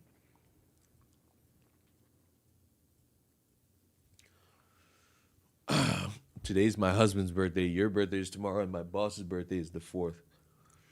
What are the luck? Well, I have nothing to do with you, but I'm happy for your husband and your boss. You know? Like, I have nothing to do with you, but congratulations. So much. I have a couple of foreign policy questions. Boy, oh boy, oh boy, oh boy, oh boy. We got to talk about the woke Olympics, okay? Oh, speed it up. Speed it up. Has come under fire recently for allowing Christians to be mocked during the opening ceremony by trans and drag performers. And a lot of people are upset about this. A lot of people are essentially boycotting the Olympics because their wokeness is out of control, okay? That's fine. They got still motherfuckers playing the Olympics, watching the Olympics. The U.S. team, don't clock me if I get this wrong. The U.S. gymnastics team? Is that it? Oh, no. Give me that. That was a pick. Ah, he blues me like that. But, Simone Biles' U.S. team, I know it's not her team like she owns it, but I know I'm sorry, that's the only person I know on the team. Just like how I only know LeBron's on the U.S. basketball team. You know what I'm saying? And more evidence of proof of the wokeness being out of control is the fact that they're allowing biologically male boxers to compete against female boxers. And of course, the biological male is dominating the biological female in a boxing match. And that's exactly what happened at the Olympics. In fact, it happened in just 46 seconds following 2 punches, right? That's what happened in a fight between Italy's Angela Carini and her Algerian opponent, Amani Khalef. It took just 46 seconds, okay? So let's actually watch the video here, and hopefully the Olympics don't block my video, okay? This is fair use. I'm turning off the volume here. But the person in red is the biological male, Amani Khalef, and the person in blue is the female fighter. I only can show you guys just a little snippet here, okay, of kind of what happened. But as you can see, the person in red is the alleged male boxer. And boom. Just the fuck? How you go from it is a fucking male boxer to it's an alleged...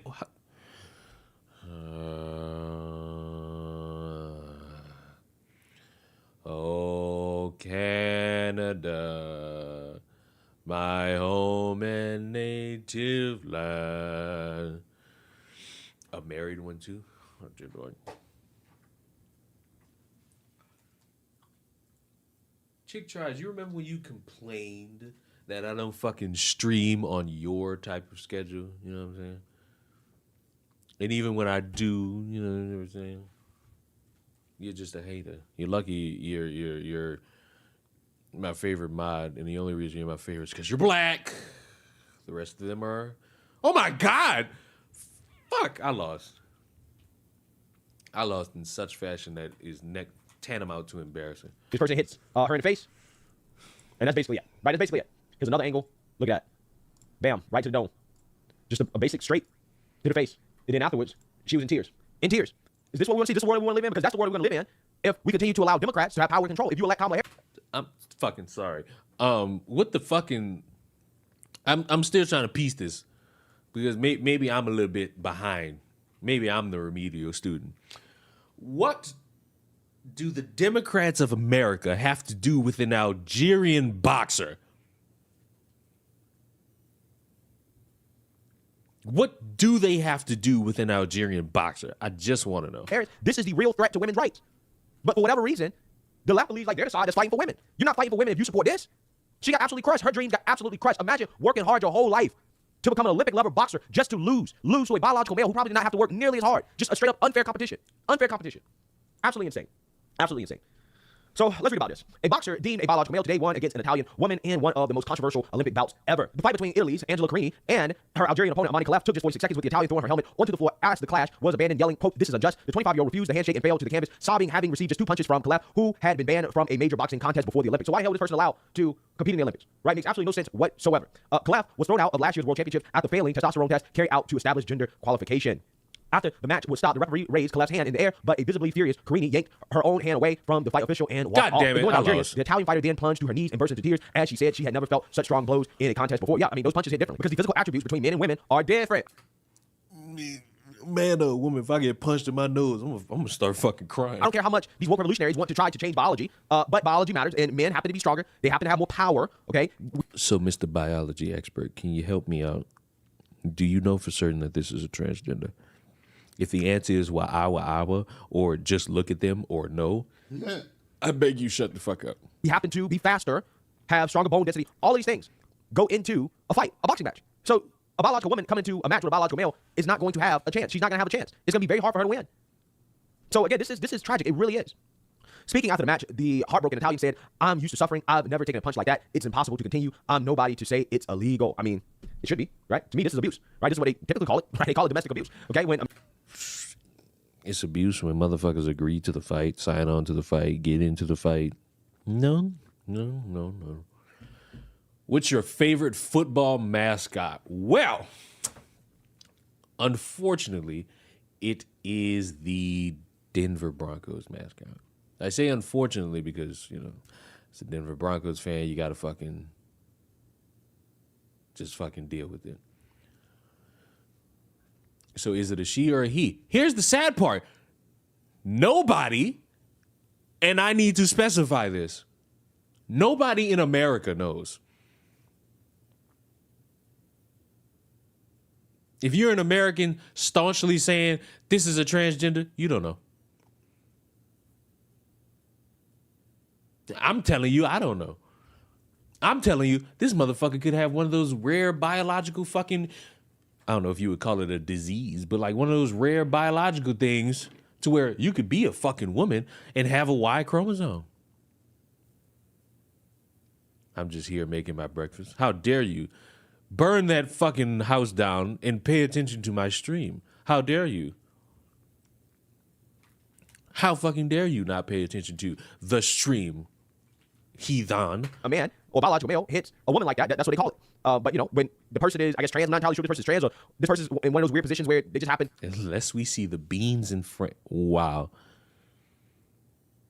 Have any of y'all seen these fucking videos on TikTok? I don't watch TikTok. All right, shut the fuck up, activists. The government still has your information.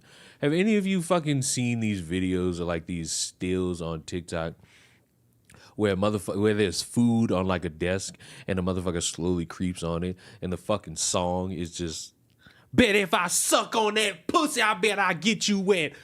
To have male and female characteristics, I'm not entirely sure. But when it's a situation like this, they call it equal rights. Okay, this is what they call it. Okay, they call it equal rights. Sorry, I'm hungry and your stream don't provide. How dare you? I provide nutrients of the ear, not your illiterate taste buds. Now, again, I'm not entirely sure, how this is equal rights for women, but this is what they say. Quote, I got into the ring to fight, but I didn't feel like it anymore. After the first minute, I started to feel a strong pain in my nose. I didn't give up, but a punch hurt too much. I don't go on TikTok. Oh, all right, activists. You go on all these other brain rot fucking social media apps that also steal your fucking information. Congratulations, you're a hero because China doesn't have it, but someone else has it. And so I said enough. I'm leaving with my head held high. Yeah, I mean, there's nothing to be ashamed of. There's really nothing to be ashamed of. There's a lot to be ashamed of. At all, because ultimately at the end of the day, you didn't have a chance. It wasn't fair competition. So, it is what it is. Okay, it is what it is. She said she did not walk away from the fight as a protest against her opponent's inclusion, but that was a decision for the Olympics to consider. She was taken away for medical assessment to examine the seriousness of her facial injuries, which included a bruised nose. Yeah, so let's talk a little bit more about these athletes that was disqualified during the 2023 World Championships for boxing, but was allowed to compete in the Olympics. Kalev was disqualified during the 2023 World Championships sanctioned by the International Boxing Association. The organization said Kalev and Taiwan's Lin Yuting failed to meet gender eligibility standards. IBA President Umar Kremlev explained the decision at the time, according to Russia's TASS news agency. Reuters reported at the time that Kalev tested positive for having high levels of testosterone. Quote, based on DNA tests, we identified a number of athletes who tried to trick their colleagues into posing as women. According to the results of the test, it was proved that they have XY chromosomes. Such athletes were excluded from competition, Kremlev said. Khalif and the Algerian Olympic Committee both denied the claims. The International Olympic Committee also cleared Khalif to compete in the games. Quote, everyone competing in the women's category is complying with the competition eligibility rules. IOC spokesperson Mark Adams said they are women in their passports, and it stated that in this case that they are female. Wow. Are you going to gloss over that, my boy? Are you glossing over that, or are you about to... What are the chances? I didn't watch this, but what are the chances that he tries to say that this is some corrupt thing where people are going in faking passports? I know I'm making it sound very descriptive, but I promise you, I have not watched this, so I don't know what's about to be said. I don't know, man. I kind of got questions, right? I kind of got questions. I'm not entirely sure. The COA called the claims baseless. COA strongly condemns the unethical targeting and maligning of our esteemed athlete, Amani Khalif, with baseless propaganda from certain foreign-made outlets, the committee said Wednesday via Reuters. Quote, such attacks on her personality and dignity are deeply unfair, especially as she prepares for the pinnacle of her career at the Olympics. The COA has taken all necessary measures to protect our champion. Well, here's the thing. This person is allegedly a biological male. Okay, they have XY chromosomes. So we need to see the paperwork, right? We need to see the paperwork to show exactly what this individual is in regards to their chromosomes, okay? Because allegedly, again, this person may not necessarily be trans, but they are intersex. Italy's ANSA quoted Rosario Coco, the president of GayNet Communications in Italy, as saying that he learned Khalif was intersex and not transgender. In contrast to the reports that have been circulating, the Algerian athlete Amani Khalif is not a trans woman, Coco told the news agency. For the information we have about her, she is an intersex person who has always socialized as a woman and has a sporting history in women's competitions. Yeah, but see, listen, here's the thing. Again, we need to know. Does she have XX chromosomes or XY? Do I need to know? I don't need to know. Because guess what? Here's the conspiracy theory. If you know, then what? What you gonna do? If this motherfucker is actually a biological man, then what? And also, fellow biology students, what about DSD? What about all the other ones that we name? Matter of fact, hold a second. I'm either about to whiff this or, you know what? Oh my God, what fucking juke moves, my boy. Skill, effort. You got it. Let's bring this right here. There are multiple rare genetic disorders where women might possess a Y chromosome. The most well-known example is Moore syndrome, a defect in the androgen receptor. Other examples, gonadodigenesis, cholesterol synthetic defects, and impaired Leydig cell differentiation. Hello. Motherfuckers, hello, but our fellow biology experts don't want to peer that far. Y chromosomes, or does she have something else going on? Because if this person has XY chromosomes, they should not be allowed to compete. Okay, that is what it should come down to. Oh yeah? Who's gonna stop them? That's my thing. Let's say it's a fucking biological man, like no rare genetic fucking situation, just a straight man. What you gonna do? You gonna fly to Paris? Nah, you ain't gonna do that. You ain't gonna do that. You gonna fly to Algeria? I don't think you're gonna do that one. So what you gonna do? What are you gonna do? Does this person have XY chromosomes? If this person has XY chromosomes, as alleged, then I would throw them in the male category. Now, if there's something else going on there, then we should look into that. Okay? But what do you mean look into that? What is the something else? How come you've not specified that, Mr. Biology expert? But regardless, this is an issue. That's a huge issue. You're having women who are not only getting hurt, but they're having their whole lives ruined because they had to face unfair competition. They had to face somebody of the opposite sex. You guys remember the 17-year-old girl from North Carolina, Payne McNabb, that was spiked in the face by a trans opponent? Well, she's paralyzed, right? She's paralyzed. She's been left paralyzed with brain. Very unfortunate. What does that have to do with the boxing match? Are you trying to give me a correlation? That's fine. You could give me correlations, but my question will immediately be these two things are really not going to be used in the same category because this is not the Olympics. This is seemingly just like a regular volleyball game. Damage by a transgender opponent who tackled with delight after knocking her to the ground. Everybody remembers this, right? Everybody remembers this clip. Yeah, that left her paralyzed. Yep. Well, not to be a dick. You get hit blunt force with one of them fucking balls, you're going to have something happen to you. Now, being paralyzed, I don't think nobody's expecting that one. They left her paralyzed. So again, when we talk about this issue, it's not coming from a place of hate and bigotry. It's coming from a place of women's safety. And the fact that when you have women competing against biological males, then that creates a situation that is potentially dangerous for them, or more dangerous than it should be. So why have you not brought up the dangers of spreading misinformation about how this motherfucker could potentially have a fucking genetic, what was it? A genetic disorder that gives them a Y chromosome, which is a possibility. But fuck it, since we're pulling all of our fucking information from Twitter, this is why conservatives always talk about what they learned in their basic biology because they've never made it beyond that. What kind of doctor are you? This high school bachelor level biology? So her lack of dick and abundance of vagina don't cut it anymore?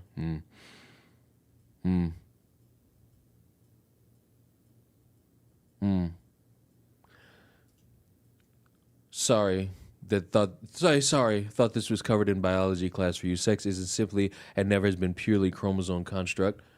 There are XY women who can get pregnant, have a uterus, and all external markers of womanhood. Thanks for catching up to what sane liberals have been saying for literal years.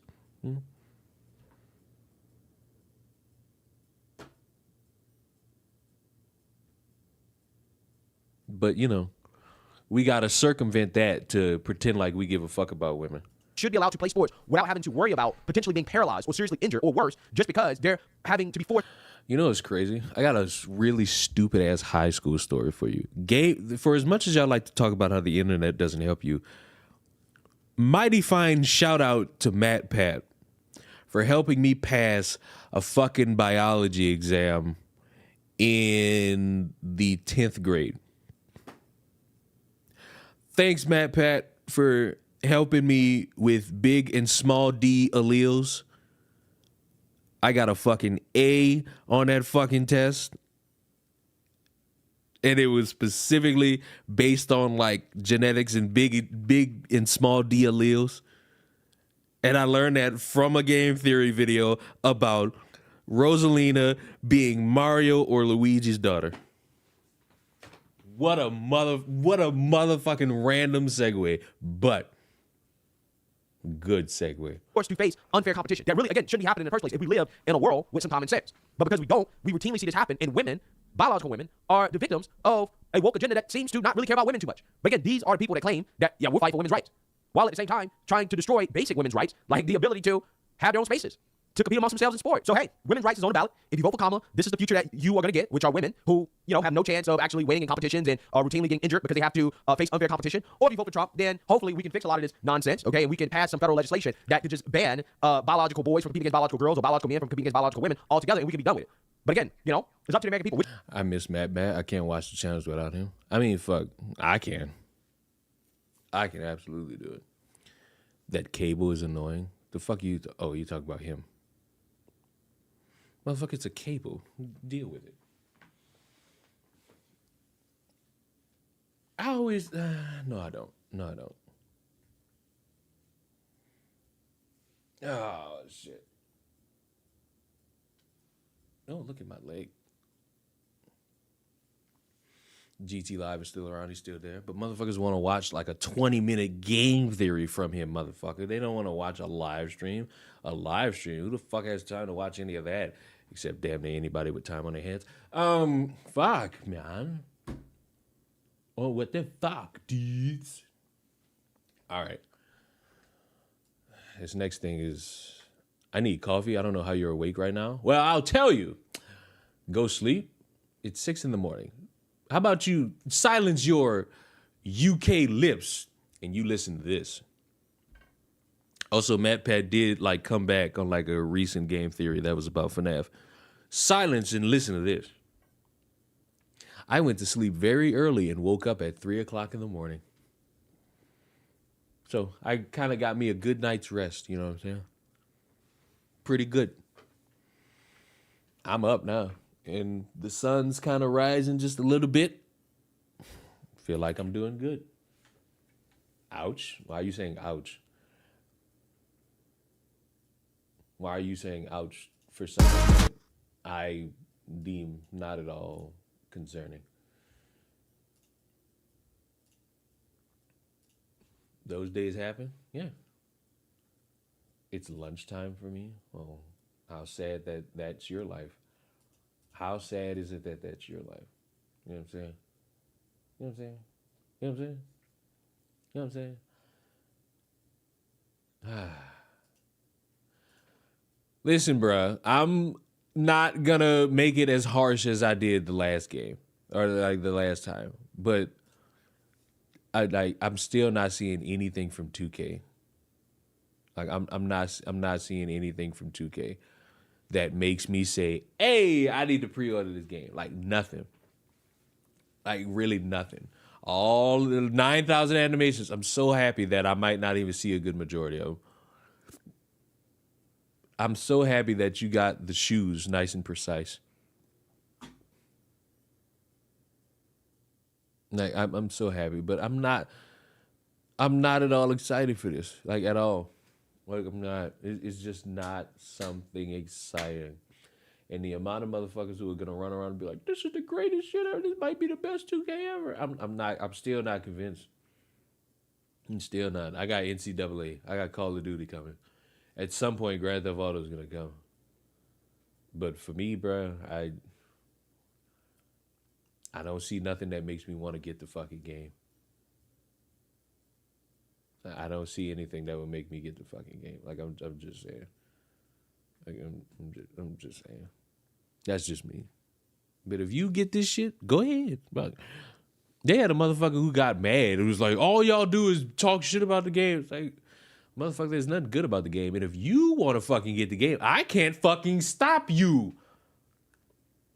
All I can tell you is what I'm doing. Much like everybody else do. The website looks horrible. I'm not going to say it's horrible. It is very basic. And really, that's all you need. Just like, give me a website with the information. Like, just give me the information about the game via the website. Like, what?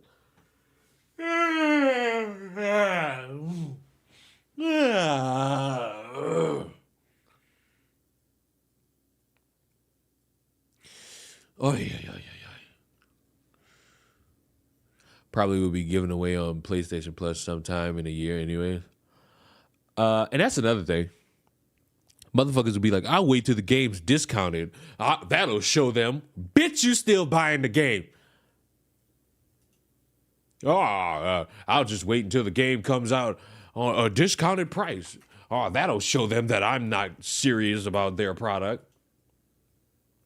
If you say that unironically, just know I view you as the slowest motherfucker ever. I view you as uncanny and fucking slow. Or the servers will be shut down. Oh, service day one will not be operational at all. Like, them first 6 hours, good luck. Have fun getting into a game, but, good luck. I hope you get in the game, but, good luck. Like, I hope. We need a revival of the NBA and NFL Street Series. No, we don't. I'm gonna tell you why we don't. Because, and I'm gonna use another game example. For years, many people wanted like those old school WWE games to come back, like Here Comes the Pain. And they eventually got it in the form of AEW Fight Forever, which I will sit here and tell you is one of the, if not the worst fucking wrestling games of all fucking time. It is fucking terrible. It is fucking boring. There's not a lot of fucking features and shit to do in that fucking game. It controls janky. The microtransactions are fucking terrible. Motherfuckers want old shit in like a newer society of gaming, and it's just not gonna fly. It's not gonna happen. It's not gonna happen because all the shit you want about these old games will be tainted by the new prospects of it. Is there any good games coming next year? Grand Theft Auto 6? Call of Duty Black Ops 6? Seems promising.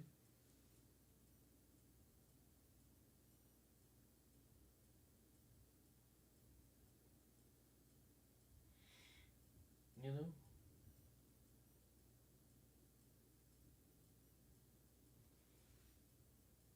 What am I doing?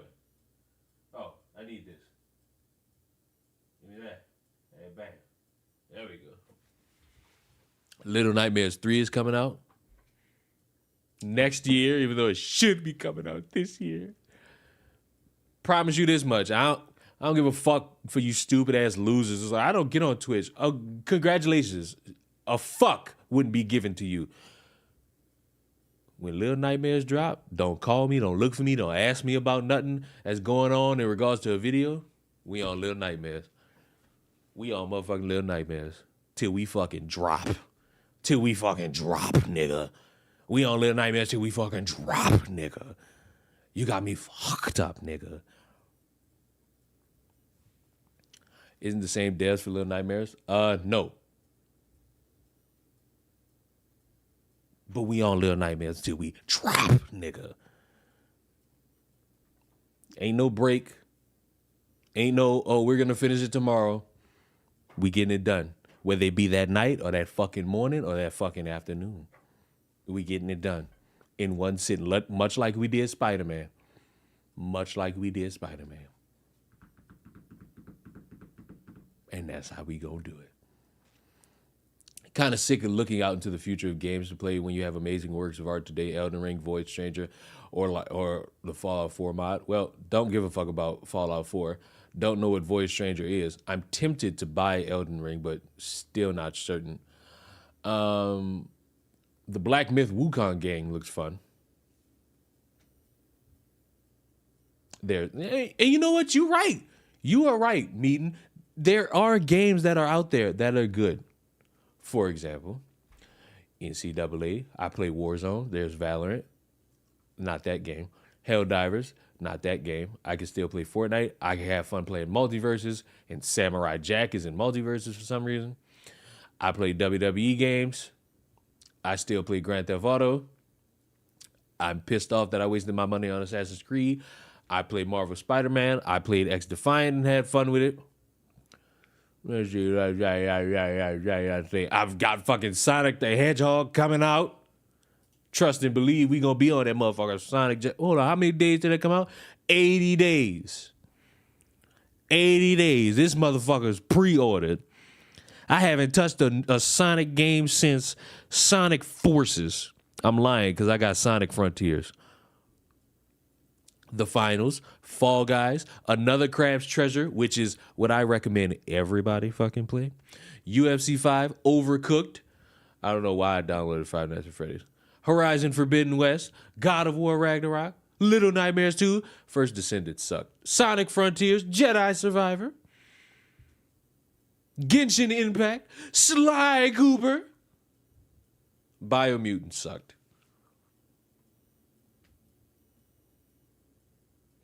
There are good games if you look outside. But yes.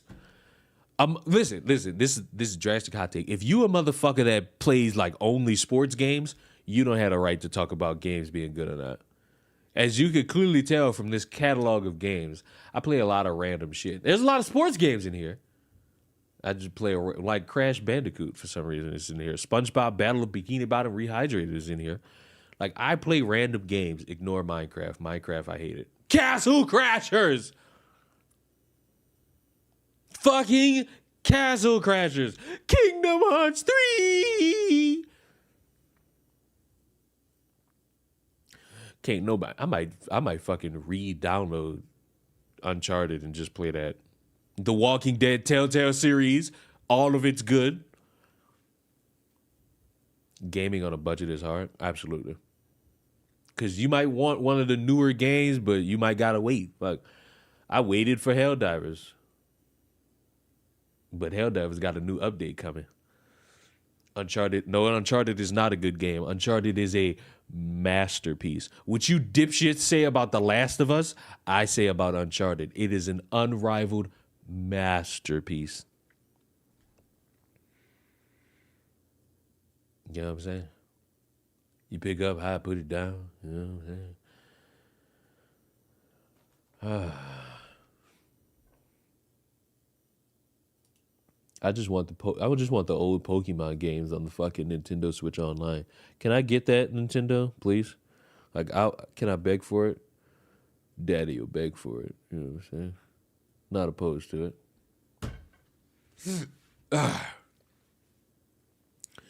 Gaming on a budget is hard, especially if you got 15 other fucking things to worry about that are more important than gaming. Can't tell you how much I've skipped out on or missed because I prioritize, my living quarters more than like entertainment. And listen, I don't give a fuck what none of y'all say. Last year, game of the year for me was Spider-Man 2. Oh, but the Gaming Awards said, cool, I don't give a fuck. Oh, but the real Gaming Awards by these dipshit right-wingers, I don't give a fuck what they think either. And I tell you what, Another Crab's Treasure might be my game of the year. NCAA 25 might be my game of the year. Helldivers might be my game of the year. Sonic Shadow Generations might be my game of the year. You know why? because these are the games I'm playing and I'm having fun with and I'm enjoying. No, I'm not giving a fuck about all these other games that I think might be boring. See how easy that is? See how hard that was not? But, oh my God, this person said, I don't give a fuck. I heard Peter Parker got cucked. You heard that from somebody who's got a take about Spider-Man that he doesn't like. Why do you have FNAF? Fuck it, we ball. No, Peter Parker didn't get cucked. You might be watching some motherfuckers who want some shit that they deem as acceptable, but they didn't get what they want. Now, am I about to sit here and glaze the game? No, because there was some shit in there that honestly wasn't needed. The deaf girl mission wasn't needed. I enjoyed it. The reason why I enjoyed it is because after living through the chaoticness of like the main storyline games and like all the fucking hectic ass side missions, having that be like the last side mission I do as like a cool down, fuck, that was perfectly fine for me. Cringe? I wouldn't say it was cringe. I'd just say it wasn't needed. Now, in terms of, because Sheboygan is bringing up ugly ass kicks, he might be referring to Miles' suit, and like the last suit he's given. And I'll be honest, it's not the best suit. It's not a suit that I'm like, damn, I put that on. Do I still have this installed? I think I can just show you. I think I can just show you the suit in question. It's like, you know, and I'm excited in 2026, which is probably when that fucking game's gonna come out, in Spider-Man 3. You know what I'm saying? I'm kind of upset. I'm still not seeing no news about no DLC in terms of this game. It's been a year. The DLC for the first game came out a month after, I think. I think they, like, once a month for like 3 months, they had DLC for the game. It's like, bro, what the fuck? And then like motherfuckers hacked in and dropped the Sony leak. So it's like, what the fuck? You know how much I love a game that I got a fucking 100% it? Like, I 100%ed this fucking game. Like, I don't give a fuck what some random motherfucker said. Oh my God, it's not enjoyable. I don't give a fuck what they say. I don't go to them for an opinion. All right, where's the suit? Okay, this is the suit in question. This was the suit in question that everybody like universally panned, and I also will say it's not the best. And yeah, they had a collaboration with Adidas. I get all that, but here's the thing though: these versions, like the alternative versions, are way better. Like these motherfuckers are way this is way better. Cause like the black, red, and blue, like it don't like fit like this. It don't fit like this. But I do fuck with like the white and red with like a little bit of purple in it. I fuck with this, and I really fuck with the all white. I really fuck with this. Like I really fuck with this. Like this is good. But like Miles' best suits in this game, the Black Panther-ish fucking suits. They're fucking sweet. Where's the Wolverine? The Wolverine suit was kind of sweet. Like, this shit is kind of sweet. The main suit is icky. Well, that's just the wrong fucking opinion. His main suit is fucking sleek, but it's the blue version.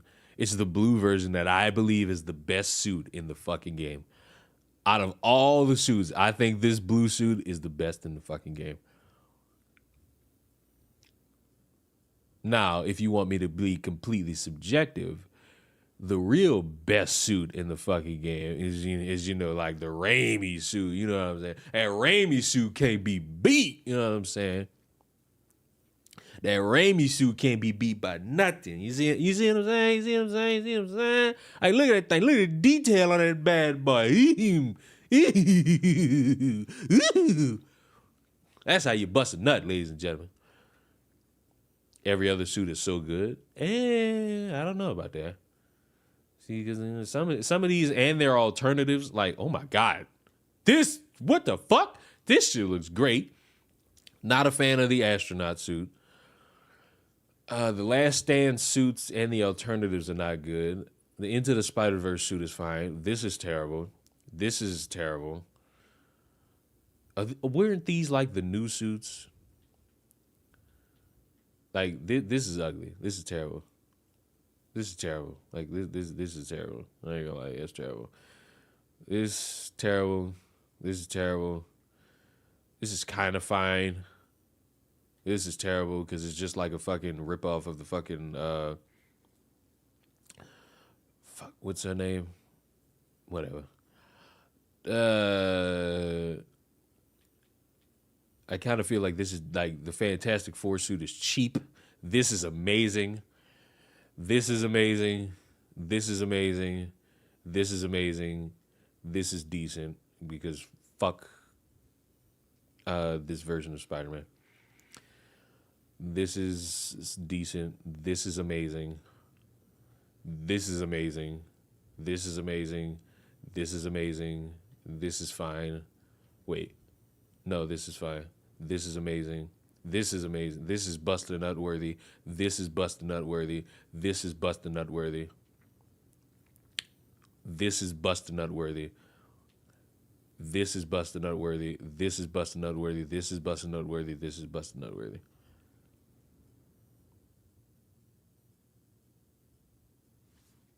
If we go to Miles, there's a whole lot of, I ain't gonna lie, Miles' suits, drastic levels of hit or miss. This looks sweet. I ain't gonna lie to you. Like, come on now. Come on now. Don't even sit here and try to argue me that shit don't look sweet. Come on now. Now, unfortunately, I have nothing to do in the game because I completely 100% saved New York City. So, like, there's nothing for me to do except explore and traverse. Oh, wait, never mind. I could fight crime. I didn't know they still gave me the ability to fight crime even after I 100% the game. I didn't know that. I'm here. I'm Spider-Man, bitch. Look at me. Look at me. Look at me. Look at me getting my ass kicked. Whoa, whoa, whoa, whoa, whoa. What a mighty fine ass whooping I just got. Hold on, buddy. Why don't you stay still? Oh, God. Hold on. Y'all doing too much. Hold on. Let me just, yeah, all that. Yeah. Look at you. Look at you. Look at you. Look at the stupid you look. Look at the stupid you look. Oh, look, you, big boy. Oh, dear Lord. Hey, big boy. How you doing? Oh, my God. Oh, my God. What anger you have in your body. Oh, God. Hold on. Give you some webs that you could deal with. Yeah? Look at that. Look at the punches. Look at the style. Look at the grace. More than crime. I mean, an alien invade. Look at him stuck in the wall. Look at him. Look at him. Look how stuck he look. Look how stuck and stupid he look. He looks so stupid. He's still in the wall, just so everybody's aware. I can't get him. I can't get him because he's stuck in the wall. I can't get him. Unless he's over here now? Maybe? No? No? Is he on the roof? Where'd he go? Okay, yeah, all right. Did he make it to the roof? Did he glitch on the roof? No. What a great glitch. Y'all remember when the game first came out and we beat it and all of a sudden you had like a random box as like a fucking shield, as like a skin? Anyone playing Sparking Zero? See, not a Dragon Ball fan, and I don't want to buy a game that I'm not going to be interested in. But from what I've heard, a lot of Dragon Ball fans are excited. And you know what? Good for them. Good for them. I'm glad they got a game. See, that's another one, Sparking Zero, a game which I've heard is going to be great. So, you know, while everybody's like pining and bitching about, oh my God, this game that you already didn't care about and wasn't going to buy has something in it that further incentivizes me not buying it. You know?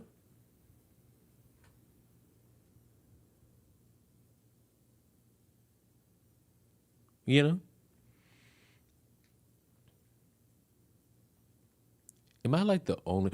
Another piece of crime. Don't worry. I'm Spider-Man. A cool free game to play is Sky. Well, fuck free game. That's another thing.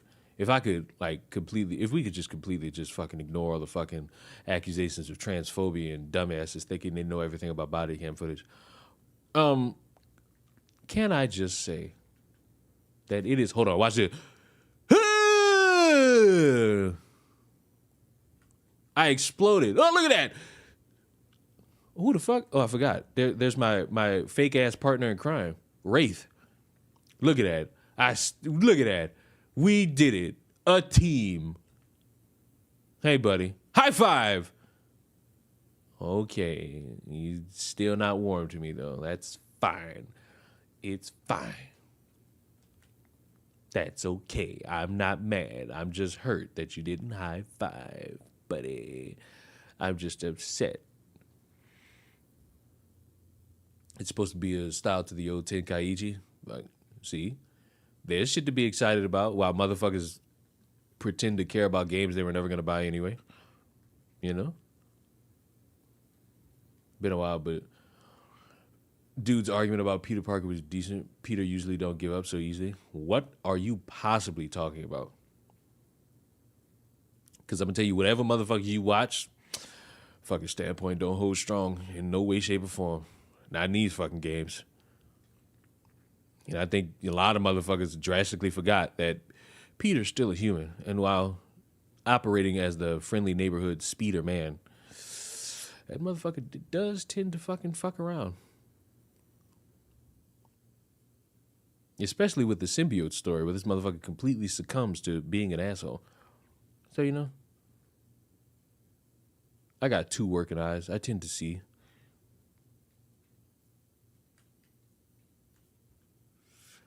August 6th Helldivers update? Absolutely.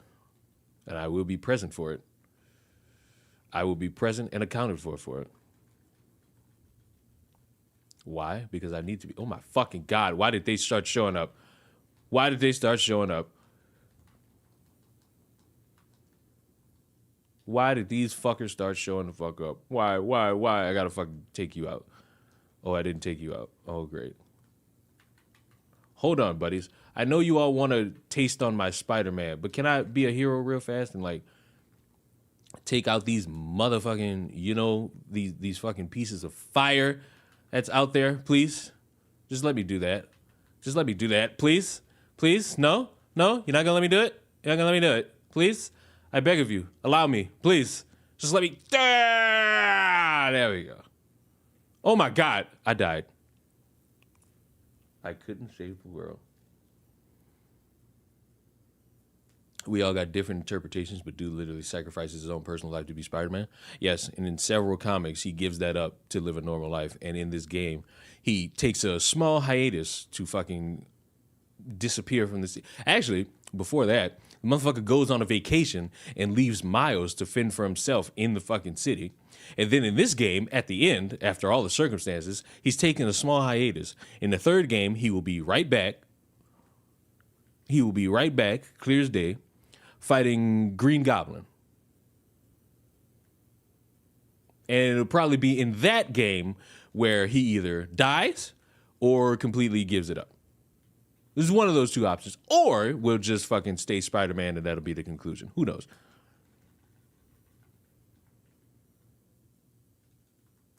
Spider-Man 1, to be fair, is hard. I mean, if you're not playing it on any difficulty that matters, but sure.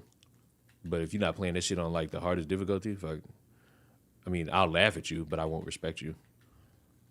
But no, whoever you watched that had whatever fair, decent assessment was just some bitch complaining that, oh my God, I didn't get what I wanted in terms of a Spider-Man game, and I'm going to complain about shit being woke with no basis other than my hurt fucking feelings, even though I can't make a video game to save my fucking life. That's the shit that get me too. A lot of these motherfuckers who complain about shit, they don't make anything.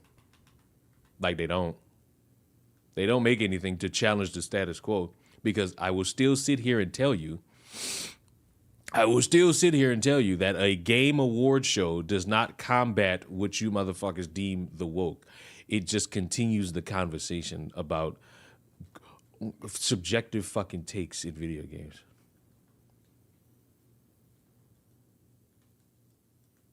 I just died. I mean, duh.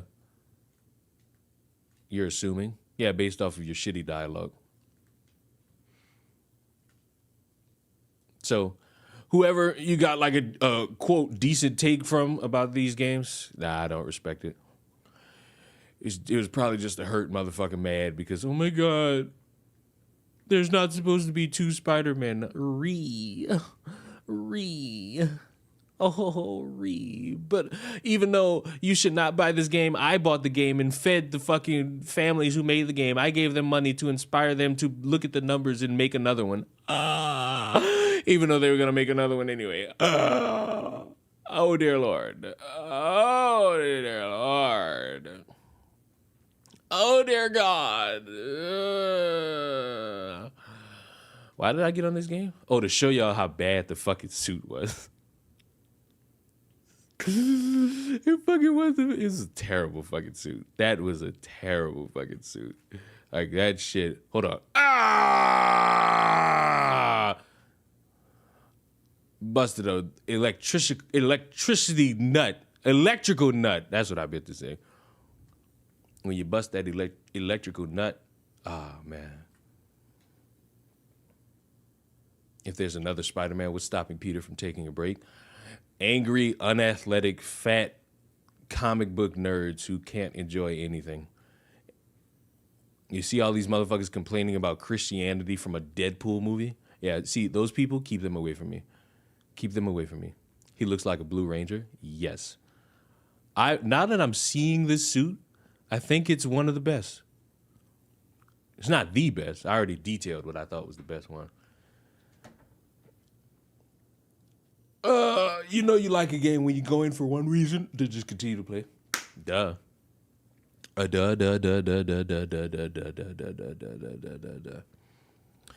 I'm not saying you have to agree or have to dislike the game.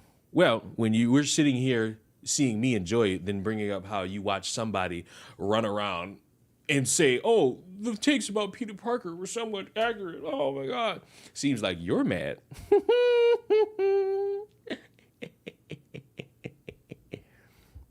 Only shitty dialogue I'm hearing is from you. Well, welcome to where you clearly have never been before.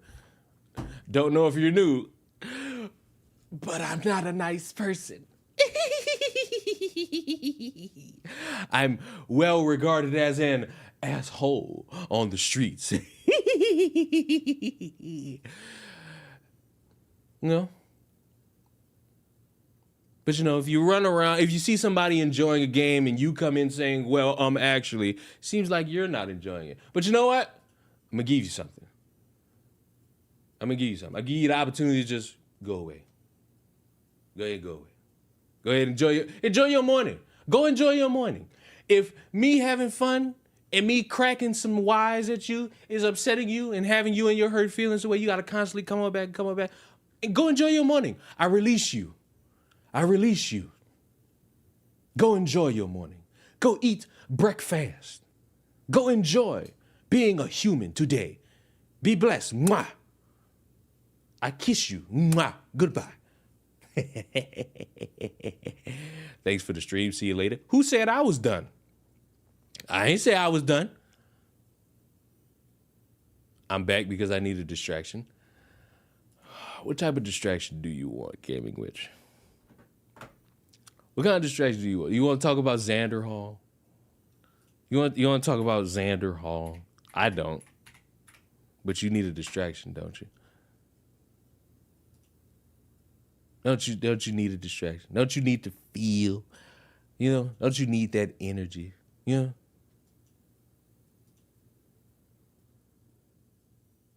you feel it deep inside? I don't know anything really. Found out something really depressing this morning. Well, I'm not going to peer into your personal life. I'm just going to tell you, you'll be all right. Within time, whatever is depressing thee shall make thee smile once again.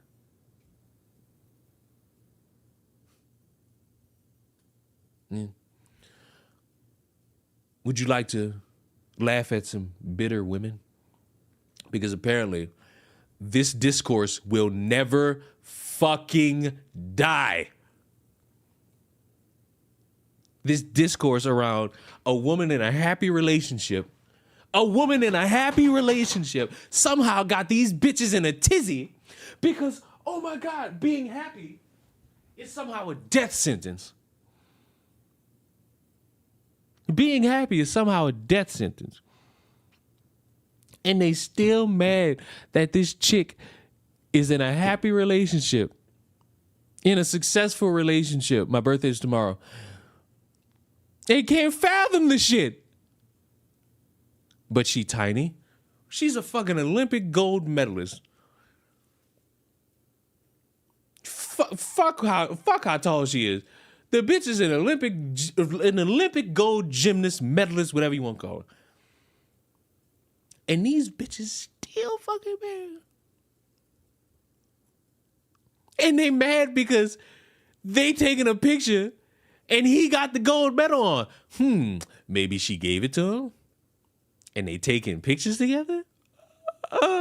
Like, this shit is ridiculous. This shit is fucking ridiculous. The height difference is sending me. That's fine. I mean, if you could bring my dog back. Oh, well, I can't do that because doing that will have the government after me. But may little old Rover, I know that's not the dog's name. That's just the generic dog name. May little Rover rest in absolute peace. And may he piss in God's room gracefully. With ease. With simplicity. I got really high last night. And I asked several people a question. The question was this. And I quote, am I high or is scrambled eggs fried chicken? And I got a couple yeses, I got a couple nos. There was one person who decided, fuck it, let's confuse the fuck out of the conversation. Can you guess who it was? It wasn't Peachy. It wasn't Peachy. I'm just gonna be honest with you. It wasn't Peachy. It wasn't Peachy. Leave Peachy alone. Peachy's fine. It wasn't Peachy. It wasn't Chris.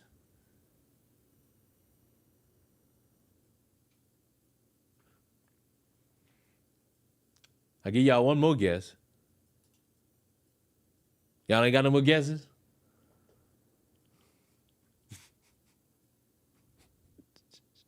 So let's read these messages. I said that, and Gothic's responds, I think you're high. And I respond, did you think about it before answering? I might be onto something. Gothic's responds, do you fry scrambled eggs? And I respond, I don't know. I've never had scrambled eggs. You cannot fucking guess the next sentence from this woman. So do you, and I quote, so do you agree that eggs are technically chicken? I respond, yes. You cannot fucking guess the response I get from saying yes. And I quote, so are unborn babies babies? What the fuck are we talking about?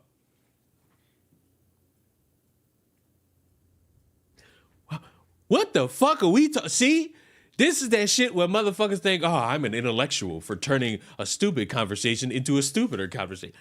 No! This ain't no damn gotcha. Nigga, I'm high talking about chicken. Where the fuck did babies come from? And I responded, Negro, we talking about chicken. Where did cannibalism come from? Where did cannibalism come from? And she responds with a gif of Rick Ross drinking, and I'm just saying. And I respond, saying what? Eating children is not a better alternative to abortions, Gothics. And then the motherfucker responds, so you want to kill him? What?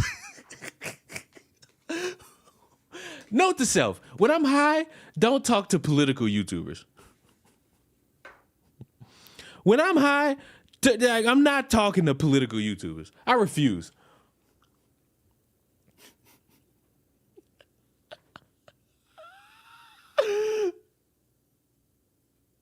I'm never talking to political YouTubers again when I'm high.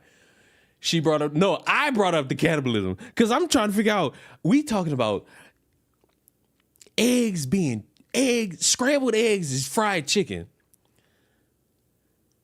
And this motherfucker bringing up babies. This motherfucker talking about unborn babies. And I'm trying to piece that together. I'm the one that brought up cannibalism. Because I'm trying to figure out what the fuck she talking about.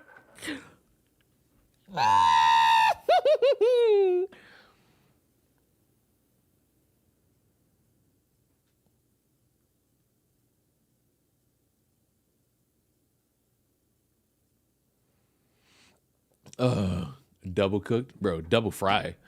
Bro, double frying is just when you really want to put your teeth in harm's way, bro. Like, that's really it.